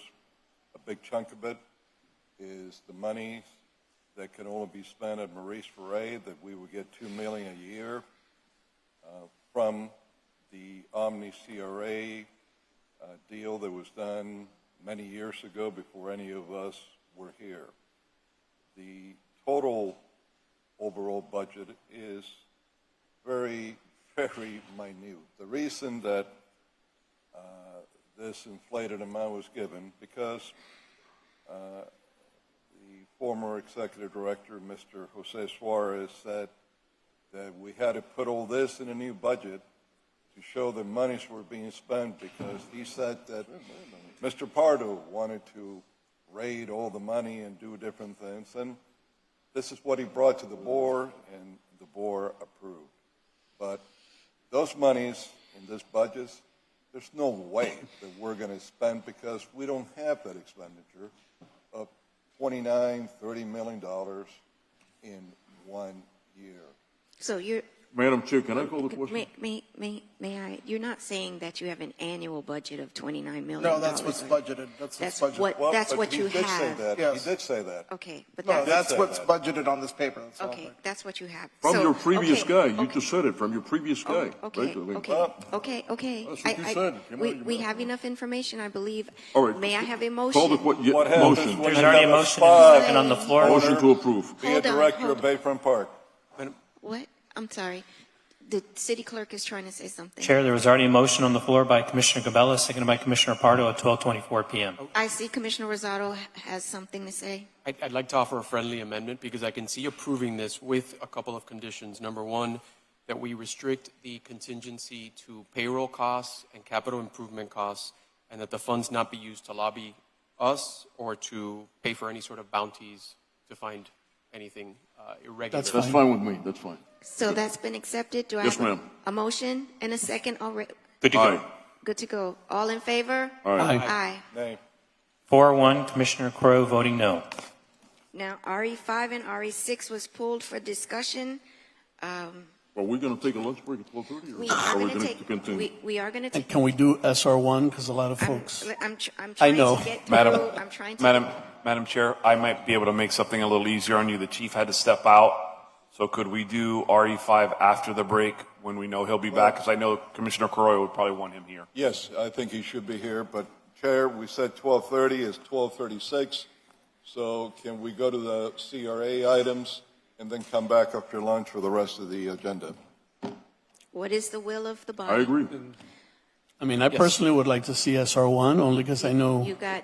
Okay, an all right. agree here. You want to do agree SR1? there, Okay, I mean, whatever you but guys want to do. I got mean, everybody. It's the will of the body. Whatever you guys want to do. We had also pulled RE6. Do we want to table that as well? Who pulled RE6? I did also RE5 and RE6. RE6 is an item that should be dear to all of us to have discussed, and certainly Commissioner Rosado championed this during his campaign. So this is one that we on the record need to get some answers from the manager and make sure that he understands what this body wants. Okay, well, we'll leave that for after lunch. Do we want to take up SR1? Nope. I would. Well, I'm sure you would, but that's going to take probably 45 minutes or an hour. Are you pulling it for discussion? Well, SR1 is one that's Okay, I see Commissioner Rosado said he's going to pull it for discussion. I'll support it, whatever you guys want to do.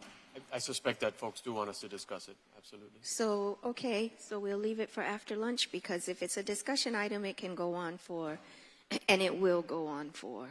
So what are we doing after lunch then? Yes, we're going to recess for lunch, and we'll take the Southeast Overtown Park West CRA meeting and the Omni CRA meeting right now, and then we'll break for lunch. So for everyone, after the Southeast Overtown Park West CRA meeting and the Omni CRA meeting, we'll break for lunch for 2 hours. So whatever that is, the 2 hours after those two meetings are over. What time is it now?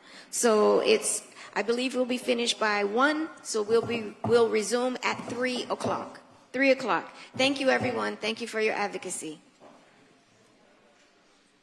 Todd, let me know when the tape is flipped.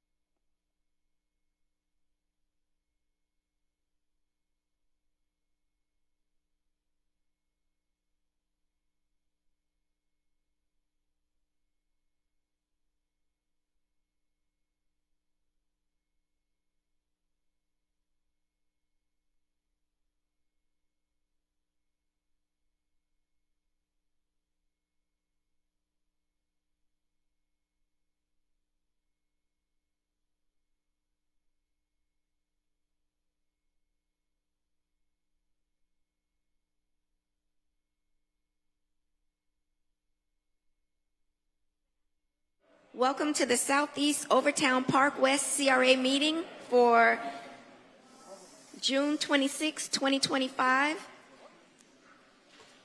I'm joined here with my colleagues, Commissioner Rafael Rosado, Commissioner Joe Carollo, myself, Christine King, Commissioner Miguel Gabella, and Commissioner Pardo. I'm going to turn the mic over to our Executive Director to get this meeting going. Good afternoon. We have 4 items that will be presented by Attorney Brown for your approval. Good afternoon, Madam Chair, Commissioners. For the record, items 1, 2, 3, and 4 are forfeit items. Require Commission vote in favor of these items to pass. Additionally, all 4 resolutions will be amended from the floor due to the full title of each item of the resolution not being reflected in the legislation itself. That is as a result of the computer system we use. It does not allow us to capture the full title, and so therefore they need to be amended. I will read the resolutions into the record. Item 1 is a resolution with attachments by 4/5 vote, ratifying, approving, confirming Executive Director's recommendation and finding, Exhibit A, that competitive negotiation methods and procedures are not practicable or advantageous, waiving the requirements of competitive sealed bidding, and further approving tenant improvement grants requesting an amount not to exceed $75,000, further authorizing the Executive Director to negotiate and execute a sublease for approximately 2,696 square feet of commercial space at 115 Northwest 8th Street, Miami, Florida. Item 2 is a resolution with attachments by 4/5 vote, ratifying, approving, confirming the Executive Director's recommendation and findings, Exhibit A, that competitive negotiation method procedures are not practical or advantageous, waiving the requirements for competitive sealed bidding, and further approving a tenant improvement grant request in the amount not to exceed $200,000, further authorizing the Executive Director to negotiate and execute a sublease agreement for approximately 954 square feet of space at 113 Northwest 8th Street, Miami, Florida. Item number 3 is a resolution by 4/5 vote ratifying, approving, and confirming the Executive Director's recommendation and finding, Exhibit A, that competitive negotiation methods and procedures are not practical or advantageous, waiving the requirements of competitive sealed bidding, and further approving a tenant improvement grant request in the amount not to exceed $200,000, further authorizing the Executive Director to negotiate and execute a sublease for approximately 2,310 square feet of space at 101 Northwest 8th Street. And the final item is a resolution by 4/5 vote ratifying, approving, and confirming the Executive Director's recommendation and finding, Exhibit A, that competitive negotiation methods and procedures are not practical or advantageous, waiving the requirements for competitive sealed bidding, and further approving a tenant improvement grant request in the amount not to exceed $200,000, further authorizing the Executive Director to negotiate and execute a sublease agreement for approximately 1,040 square feet of commercial space at 101 Northwest 8th Street, Unit 102, Miami, Florida, 33136. These are 4/5 items, Madam Chair. At this time, we're going to open the floor for public comment. If there's anyone here that would like to speak on these items, please come forward. Chaplain Stanley Young, 500 Northwest 2nd Avenue. I am for all 4 of these items because I had the pleasure of going down to the theater where the Overtown CRA is, and I had an opportunity to meet the staff, to see the vision up close, how they are preserving the heritage of this area, preserving and telling a story like for me, who is a new person of this area, Miami, and to see the history of the past. I think they're doing a great job. I was impressed with their staff and what they're doing there. I met Mr. McQueen. He just went on and on all the things that the CRA has been doing, and I think that we ought to support and continue the CRA that is working in our community. Thank you very much. Thank you. Is there anyone else that would like to speak on any of the items that are before us? Seeing none, public comment period is now closed. May I have a motion? Move. I have a motion and a second. Items 1 through 4. Items 1 through 4. All in favor? Aye. Motion carries unanimously. With items 1 through 4 all amended. As amended, correct. And this shall conclude the Southeast Overtown Park West CRA meeting for June 26, 2025. Thank you all. We'll start the Omni CRA meeting as soon as the tape is flipped.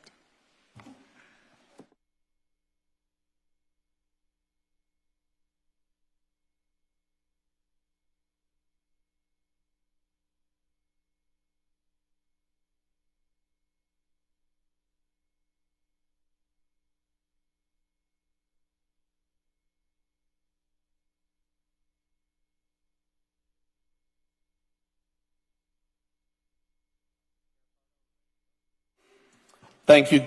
Good afternoon, everyone. I'm calling to order the June 26, 2025 Omni CRA meeting. Madam Executive Director, please briefly read the agenda items, CRA resolutions 1 through 3 into the record. Good afternoon. Item number 1 is a resolution of the Board of Commissioners of the CRA authorizing a grant fund to Dr. Everlina Bestman for properties located within the District 5 portion of the Omni CRA at 1433 Northwest 1st Court and 1435 Northwest 1st Court for an amount not to exceed $2.9 million, all being subject to the availability of funds and the rents being restricted for 30 years, as more particularly detailed in the restrictive covenant. Do you want to mention the units, just the units, the number of units? For 11 units being rented, as some of them as low as 30% AMI, it's $638 per month for some of the units. Thank you. If, Item number 2. Chair, when can we ask questions? Well, you want to ask on this resolution? Yeah, just. Go ahead. What is the total amount of the cost, land, and construction of the project? Commissioner, the total project cost is $3.3 million and $80,498. 3.3 million and change, and we're allocating almost 3 million. 2.976798. They're only putting a little over 300,000 out of the 3.3. Plus the land. The land is currently owned Okay. by Dr. Bestman. All right. What is the value of the land, present value? Based on an informal assessment, each property, there are 2 parcels. Right. Each is about $300,000, and that's on the low end of the appraisal value. Okay. So they might have about $1 million, which is 25% of the project. And how low are the rental costs for the units? How long? What's the affordability covenant? Yeah. 30 years. 30 years. But the cost of renting those units is 11. And I think it's a mixture, mainly 1 bedrooms, but you got some 2 bedrooms and at least one 3 bedroom, I remember reading. Yes. What is the average cost per unit? The average cost per unit is about $270,000 for development, $270,000. And I don't mean that. I'm saying It means the rent. The rental cost. I do not have that breakdown for right now, but what I do have is what each unit is going to be rented for. So each unit is the one at 30% is going to be $638 every How many month. of those are going to be at that? I have 2 of those at 30% AMI. 1 bedrooms, I would imagine? 1 bedrooms. Okay. All right. Then how many on the 2 bedrooms? You have 1, 2, 3 of the 2 bedrooms. One of the 2 bedrooms is going to be $1,200. Okay. The other 2 bedroom, $2,000, and the other 2 bedroom at $2,300. And the 3 bedroom? The 3 bedroom is going to be $2,600. How much again, sorry? $2,600 for the 3 bedroom. And how many square feet are in each of the 3 bedrooms, 2 bedrooms, and 1 bedroom units? You said, Commissioner, how many was the square footage? Yeah, the square footage of the units. I do not have the exact breakdown with me right now, but the architect for the project is here and will be able to, Dr. Bestman, the architect, and everybody's here will be able to expound on more information. The 1 bedroom is about 500 square feet. The 2 bedroom is about 750 square feet. The 3 bedroom is about 883 square feet. Okay, so they're small 2 and 3 bedrooms and small 1 bedroom, but nevertheless they are 1, 2, and 3, and have livable bedrooms in all 3 of them on those sizes. I would have liked, but I understand why it is such for people that get money from us to put more on their side. Here is 3-to-1 that we're given, but I will go along with it. I know the area that it's being done in. I know the need that's there. And the amounts on the rental that you're giving me is within the area that is acceptable. Are we good? In the crazy market that we have today where everything is totally unaffordable. All right? Thank you. Resolution number 2. Thank you. I wanted to clarify the grant amount into the record. It is actually $2.9,076,798. Okay, so it's a little better. Thank you. Item number 2 is a resolution authorizing the allocation of grant funds in an additional amount of $5 million for the mixed-use and mixed-income project known as Uni Tower with amendments. Those amendments would be for the developer the option to repay $2.5 million if rent restrictions are lifted. Item number 3 is a resolution adopting the City of Miami's Order of Business and Rules of Procedure to allow for automatic continuance of Omni CRA board meetings in the event of an emergency, consistent with the City of Miami Code. Is there a motion for items 1 through 3? Motion. So moved. So moved. All those in favor? Chair, Wait, you remember have to your have public comment. Public comment. Oh, that's right. Sorry about that. We'll take this time to go ahead and open it up for public comment on resolutions 1 through 3. Motion. Is moved.